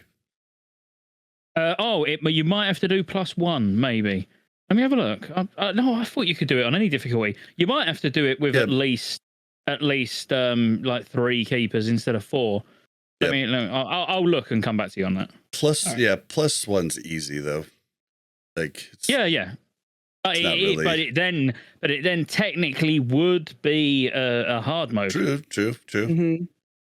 So that leads into the second topic or question is, since we're on Valnir, I've heard the drop rate for the shards or the fragments is pretty low, that it should take like 6-8 weeks to get the first one crafted. So should 6 to 8? 6 to 8 weeks? Is it longer? Shorter? Yeah, I'd say longer. A lot longer for the average person. Yeah, you should. I think on average you should be looking at 3 to 4 fragments a week. You know, I think 3's. I'm not going to say bare minimum, but you know, I personally think you're looking at 9 to 10 weeks to make one. So I know it's not that much longer. Don't get me wrong, but you know, that would be my guesstimation. I'm hoping, because I went through and I saw how Atiesh went in Classic, how it took like the same time frame it sounds like this is going to take. Should they increase the drop rate of the fragments or the shards? Should they automatically drop from every boss that could have dropped them in the past? Or should they reduce the amount that we need to turn in for Valnir from 30 down to 25, down to 20? Or should it stay the same? Should it take that long because it's a legendary? I'd say the same. Do we give players more access to it by making it a little bit easier to get? So if we were talking about Nex, I might have a different call. We were able to make 2 and like almost a half legendaries in Nex. But remember, that was the last raid of the expansion. Ulduar is going to be there through like 2 more raids after it's initially coming out. So if somebody really wants it, they could easily keep going back, especially once we're in some ICC gear. You can go back and just clear that. You probably won't even be using 25 people. You know what I mean? Like, so I think there's going to be a lot more people that have access to the legendary this time around than the Nax legendary. Does that make sense? Ooh, And I'm yeah. always happy to be the hated person in the room because I like that actually. I thrive on it. When did we live in a world where it needs to be easy to get a legendary? We're not playing MOP yet. You know, it's like no, it should absolutely stay the same. And you want, but people are already going to be doing split runs week 1 of Ulduar to start spreading the shards, so 2 of their main healers get it. Maybe even 3 runs to get 3 of their main healers. Yeah, you know, get Valanir as quickly as possible. We're already going to min-max how quick And can we you can get get as trash? many Valanirs as possible. No, it's from bosses. So it's Okay, like only 9%, something like that. You know, So it off does each boss. say that you get, there's an increased chance if you're on hard mode to get the shards. Yeah, and you do Okay. have to do it with 1 less keeper as well. So technically, it is a hard mode item. It says you have to put it in when 0 of 3 Titan keepers are active. Yeah, that's right. Yeah, so 1, Okay. you're getting rid of 1 keeper. So Yep. yeah, it's technically hard mode, but the easiest of the hard modes. But yes, you do get a higher chance doing hard modes to be able to get them. But as I say, for like a full normal clear from memory and from private servers, you know, 3 to 4 fragments a week is fairly standard. You could be, don't get me wrong, it's percentage based, it's luck based. You absolutely could go in and come out with 8 or 9 in 1 run. You know, but is that's not gonna be relevant for the vast majority of people. You know, if you go in and you get 3 to 4 a run, you're talking 9 to 10 weeks per Valanir. But I absolutely would not be on board with them in any way, shape or form, making it easier to get, you know, starting to give fragments from 10 man when, you know, Tok comes out or whatever, because it's legendary. You know, we've been down this road. Yeah, I agree. Where MOP, everybody gets a participation award being the legendary cape. You know, and then later on in WOD, everybody gets their participation award of the legendary ring. And it's like, I can't get on board with that. It cheapens it, exactly. It's not legendary. If you want to do that, make it epic. Make it epic. Right. And, you know, it's a slightly lesser version of Valanir, but, you know, if you really need to say that you've got it, you've got it. It's one thing that I do. Valanir is so cool. When you see someone using it, when you start seeing the first people on the server with it, and you see, you know, like the bubbles going out from Valanir, it's really cool. I think if all of a sudden you can start getting them like, you know, 1 a month, and you've got every single healer in your guild is using it, you need to be the envy of the guild. Like Mel will have a Valanir and she's the envy of the healer team. You know, that's nice. The same way Thunder Fury used to be. And why does it say increases attack power by 819 in Cat Bear, Dire Bear, and everything does now? Only? It's because it's so that shows up on every weapon a bear or cat can use now. It just doesn't show. It only shows to druids.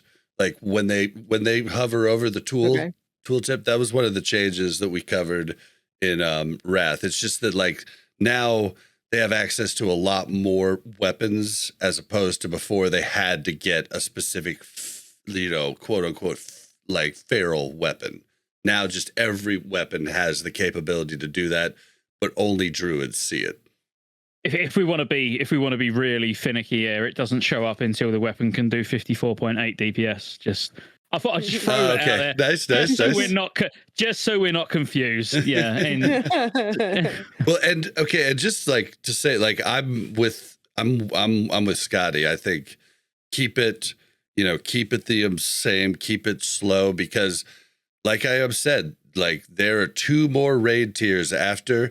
There's going to be a lot more people that get this legendary.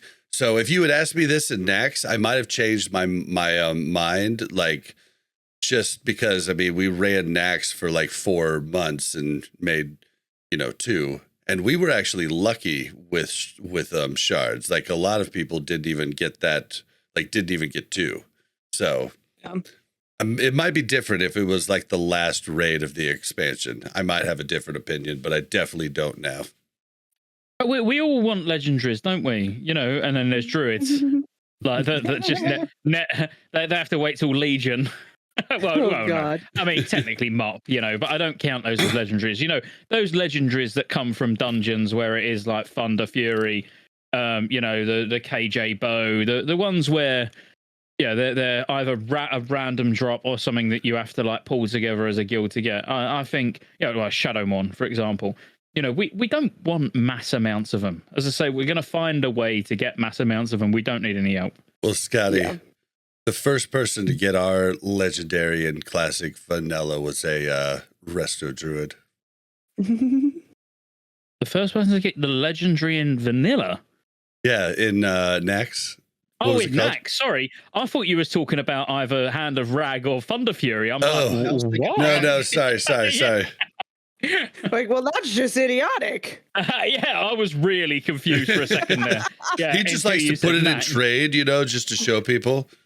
Yeah. No, I in original vanilla, I got Hand of Rag on my druid. Which was absolutely pointless. Yeah. Obviously, I just invested a lot of gold and time to get it, but it was more just to put on during Warsong Gulch to go, look what I've got. I can't do anything with it, but I like it. It looks great. I mean, you can equip it. It's a 2-handed mace. Yeah. So exactly. I mean, when we get to ICC, the guild's going to be so pissed that their main tank is taking Shadowmon first. Just don't tell them. Don't tell them. They'll get over it. Yeah, but speaking of legendaries, though, my raid team in TBC, we never saw a main hand or offhand warglaive the entire expansion. And that wasn't the last tier. So that's why I've got a little salt in my mouth from seeing a lack of legendaries. It's different, what about Mincy, man? I mean, Mincy, server. 4 weeks of the pre-patch and we got Mincy the offhand. See, but you're going to be getting shards to build it up, though. It's not like a drop. But that comes from someone who had a guild that had, we had, 3 people with double glaives and 1 person with just the offhand to end out TBC. So we got lucky. I mean, if Valanir got buffed by 12 eye level, though, we should really talk about the fact that it's probably going to be really possibly BIS for not even healers. Yeah, that's the reason why I have this Get out of here. Question up. Because Boomy, hello, Valnir, crit, haste, get out of here. Spirit. Now we get to the real Your reason healing we have this spells question. have a chance to cause Blessing of Ancient Kings. Yeah, you don't need that bit. You don't need that bit. Yeah, I'll recast a regrowth before the pull. We're fine. Nope. Genuinely, it's not even a joke. If it got buffed by 12 eye level, it very, very well could be BIS for balanced druids. Yeah.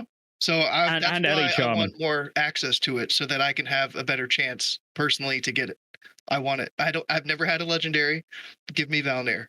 Prio it to balance. I don't think I've ever had a legendary either, and I don't want Boomkins competing for it. Get out of here.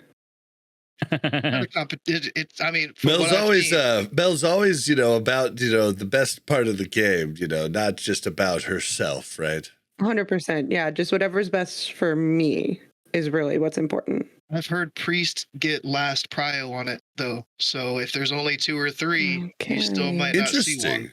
Interesting, really, because Priest is the second to last healer you drop from. But this Priest don't benefit from Valanir. Holy Priest, Valanir is amazing. But, but this Priest not so much. Yeah, they just have less spells because they're doing a lot of shielding. But actually, in ICC, Holy Priest is really strong. Holy Priest is really strong throughout, to be fair. Jordy's proven that. Yeah, Jordy's proven that to everybody right now, playing Holy. Yeah, I played Holy all the way through one of the RAF private servers. Like, I refused to go disc. I would only disc in. I'd only go disc in 10-man. I'm and that pretty was it, just sure. a solo hill. I'm pretty sure Mel played all of original Wrath as Holy.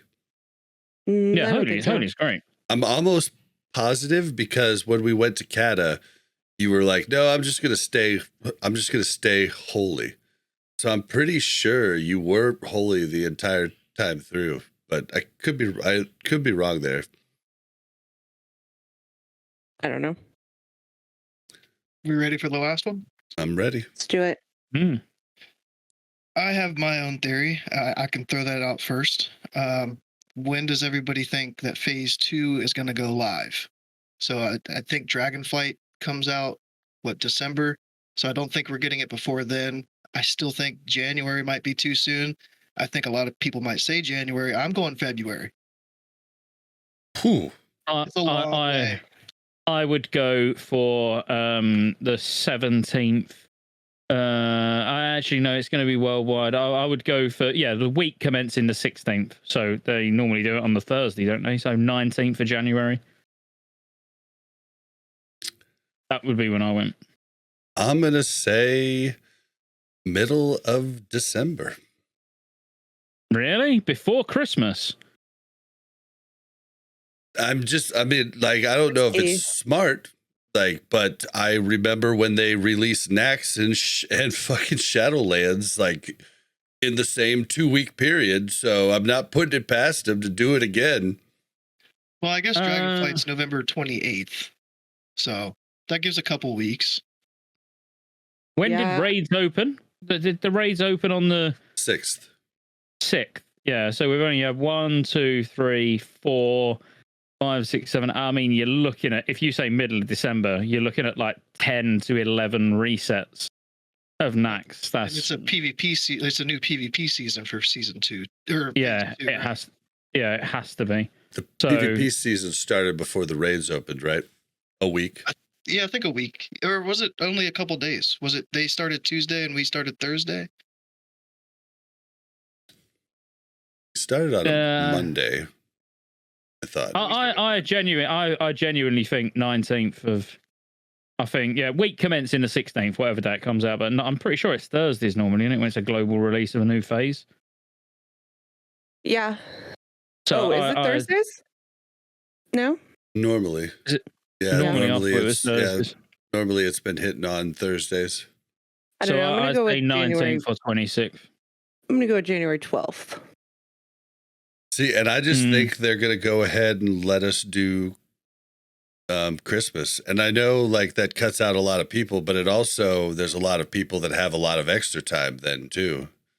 And I just don't think they're gonna drag. I think they learned from the beginning of TBC. I don't think they're going to drag out Nax. So here's the thing.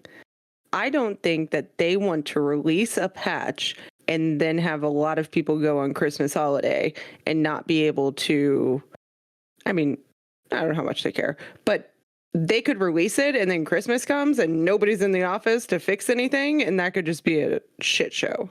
And it's literally going to be during Dragonflight progress, which, they're going to focus on. Yeah, there's going to be a lot of focus on Dragonflight throughout December, bug fixes, stuff like that. Again, it's anyone's guess. Bob absolutely could be right. But me personally, if I was to have to put money on it now, I'd say 19th of January. Since we're on record, I'll say February 2nd, just to give the date. So when I'm right, we can come back. You can invite me back on the show, and I can gloat. That's such a long time for Nax, though. I mean, I know we're all enjoying getting all these alts up at the moment. Not all of us, but I'm enjoying, and a lot of people I know are enjoying getting these alts worked up. But I don't know, man. That you're gonna have some major drop off if you keep it going that long. Well, you've got to remember as well, they've already said, on that interview that I done with Chris, that was he said a year and a half. Specifically, he was very specific about the timeline. So you're talking Nax, let's say 4 months, Ulduar, let's say 4 months, Tok, wouldn't like to say 4 months, but if we was to tie Anixia into there as well, so Oni and Tok 4 months, ICC 4 months, and then maybe a wind down month with Ruby Sanctum. That's what 4, 8, 12. That's 17 months. You're only a month shy, so it makes sense for Nax to last around 4 months. But it actually makes more sense to have Nax last about 3 months and have 5 months of Ulduar. Yeah. Okay. So I don't see Nax. Like, yeah, as I say, if I was to put money on it, it would be 19th of January, and we've got goes locked in.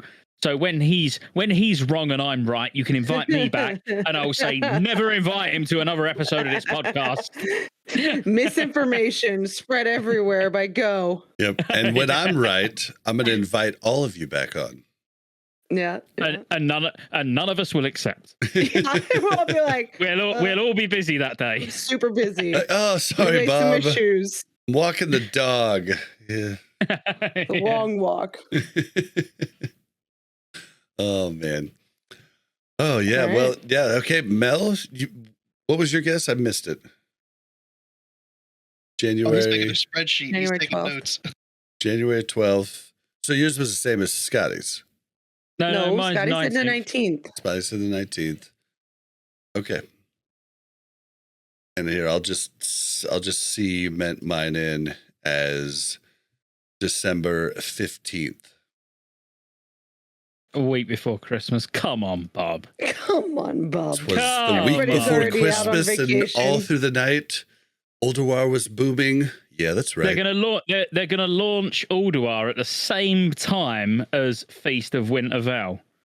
Nah. Pick another date. Pick another date. Try again. That's locking it in. Locking it in.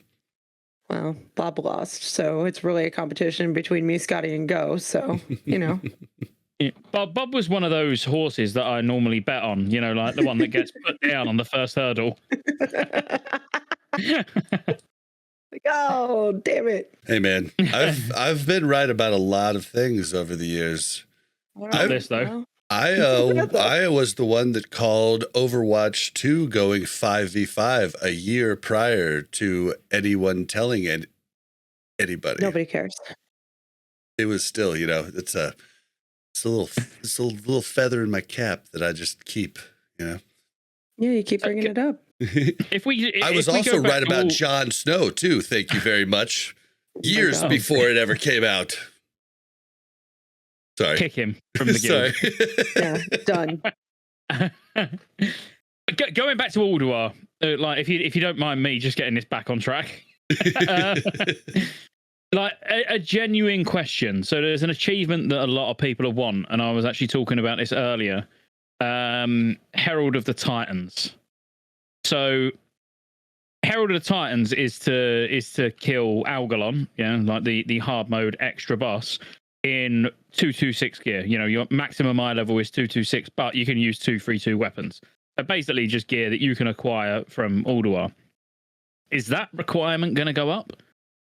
With the eye level going up of the gear.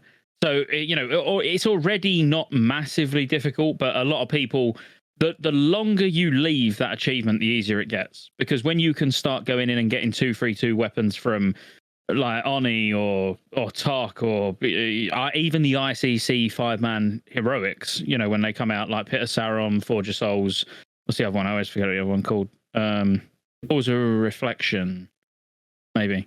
Whatever. The free heroic dungeons, drop 232 gear. Obviously, you can start to tailor a really, really good Herald of the Titans set the longer you wait. But with possibly, the eye level going up, does the achievement requirement for that go up as well? Because that'd be fucking bonkers if you can use, 232. So then you'd have to go up by 12. So 244 eye level weapon you'd be able to use. It'd almost make that achievement like a gimme. But the title was great, Herald of the Titans. Like that's like a fantastic title. But I feel like it Actually, I don't know. It would have to, right? Because the achievement was based on the gear that you could get in Ulduar. And if the gear that you can get in Ulduar is going up, there's no reason that the achievement should not go up as well. You know what I mean? You've got to remember this is maybe one of the worst private servers I've ever played on, though. Okay. So there could be things that are wrong. Fair. Fair. No, like what if they didn't? You know, what if they didn't, but intentionally? So, you know, they was like, yeah, we understand that the gear's better, but, you know, now you're restricted to, you'd have to get 10-man. You'd have to get 10-man weapons. You know, you'd be using KT and like EOE gear and stuff like that. You know, I sort of see it both ways. It would be an oversight not to buff it and go, well, no, yeah, you can use all the gear, you can get an Ulduar, but it would also be quite a fun and challenging achievement if they left it as it was, because it would make getting a full set of Herald of the Titans gear very fucking hard during phase 2. Yeah. Yeah, well, that's. Yeah, I don't even know. Like that, they recently got rid of the 8-man and 20-man. They didn't get rid of the achievements, but they took them out of the big achievement to get the mount. After we done that week 1, thanks, Blizz. Yep. Like, would they just take this at? Well, is it in any big achievement? I'm all no. It's just a title. No, it's just it's a feat of strength, if I remember rightly. Is it even? Let me have a look. Because that's just a pain in the ass to build a whole nother gear set. Oh no, it's not a feat of strength. Yeah, it is a general achievement, but it's not. It's not actually. Yeah, part of the glory of the Ulduar Raider. It specifically reads, defeat Algal on the Observer in 10-player mode without anyone in the raid wearing any equipment with an item level higher than is available in 10-player Ulduar. Yeah, there's no 25-man version. But what I mean is that like it could stay the same, but they would need to then buff the requirement. But it also then... I'm not going to say trivializes that achievement, but yeah, it does make it substantially easier. How many other achievements and things like that are there going to be?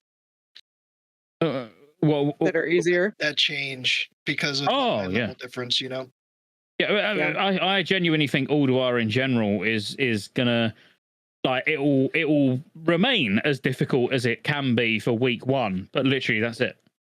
And after week 1, you get as many hard modes as you can down. I don't know what your plans are, like all of yours, but you know, we literally intend on getting preferably all the hard modes done in week 1. Mm-hmm. You know, no matter how long it takes, how many nights we need to raid. I don't want to move on from Flame Leviathan until we've done it with 4 towers.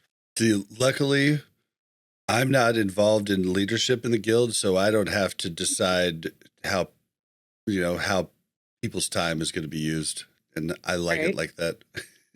So I'll just do whatever Horror Scar and Yip says to do.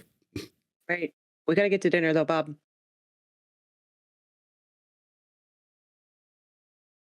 What? Yeah, we were supposed to leave 5 minutes ago. Come on. Oh, you're going out? Uh-oh. Oh, okay, yeah. Move on. Mel, you could always just send those in text form instead of like on the show. You didn't. Yeah, like we've got to go. Text. You didn't see it. So. Oh no, I meant like in the Discord chat. All right. It's like in front of my face. This is not helpful. I don't check my phone during the podcast, but right. Don't let us get in the way of a domestic. Do you know what I mean? Like if we've kept you here talking too long, you can just say you ain't coming on again. No. All right. Well, yep. Yeah, we probably should go ahead and end out. Unless anybody has any final thoughts they wanted to say they didn't get in. Anybody? Oh, well, now we know we're going to stop you from going out to dinner. Now you mention it. Where do I start? And my cup of tea. What are your thoughts on? What do you think about the? Let's go through. I think the best thing for all of the listeners would be to go through every item individually in Ulduar from every boss and talk about the exact impacts that we're going to feel. Exactly. From the we should probably hold on. I should pull up a tier list. We can make S and A and B and C tiers. No, just rank them all. Just go and have dinner, because even I don't want to do that. Yeah, right. All right, guys. Don't forget to follow us on Twitter at WC Reloaded. You can also follow the Mash Those Buttons Network at the Mash Network. We want your WoW stories. We want your comments. We want your short questions. So send those to wcrpodcast@gmail.com. If you'd like to join the Mash Those Buttons Discord, interact with us or any hosts on the network, it's mash.gg/Discord. How can you help the podcast? You can tell your friends. It's the best way to help the podcast, bar none. Tell your friends. Tell them about this weird guy that stutters and hosts a podcast about WoW, and, just get them to come in. I think they'll have a good time. You can also leave us reviews on iTunes. You can leave us ratings on Spotify. You could post us on Reddit. You could post us on TikTok. Whatever you kids are doing now, just post us everywhere. You can help us out on the Patreon. Link will be in the description below. You can help out the YouTube, which is just getting moderate views now. You could give us a like and subscribe, a comment, You could help us out by helping yourself out and getting Rested XP. Link will be in the description. Promo code RELOADED to save 5% at checkout and support the show. Definitely check out Rested XP. Mel and I don't game without it now, unfortunately, because, yeah, you just have to keep buying guides, but, hey, it's definitely worth it. All right. Mm-hmm. Mel, where can we find you? You can find me on Twitter at Mel Overwatch, or you can find me in game on Mel Arena. Benediction. Awesome. You can also find her on my stream. True. Go. Where can we find you? Just on YouTube, or I guess in game as well. On I play on Mankirk board side, but youtube.com/ClassicGho. It's GHO, not GO. So ClassicGho. Just type in Wrath Boomy. I'll come up. Wrath Boomy. Nice. And ScotteJaye, where else can we find you? Normally here, to be honest with you. Outside of that, yeah, ScotteJaye on YouTube. And if you are into other things that are not just WoW, ScotteJaye Live on YouTube, I'll be starting to post as of next week general game reviews. So not just WoW, it will be all things gaming. Very cool. Nice. All right, and you can find me on Twitter at Blazin_Bob. That's BLAZZIN_BOB. You can find me streaming during the day, and Mel on with me streaming at night at twitch.tv/BlazinBob. All right, guys, let's get out of here. I guess we have to go to dinner. It's been emotional. Thank you. Until next week. Thank you very much for checking out Warcraft Reloaded podcast. Make sure to like and subscribe and hit that bell so you don't miss any future content.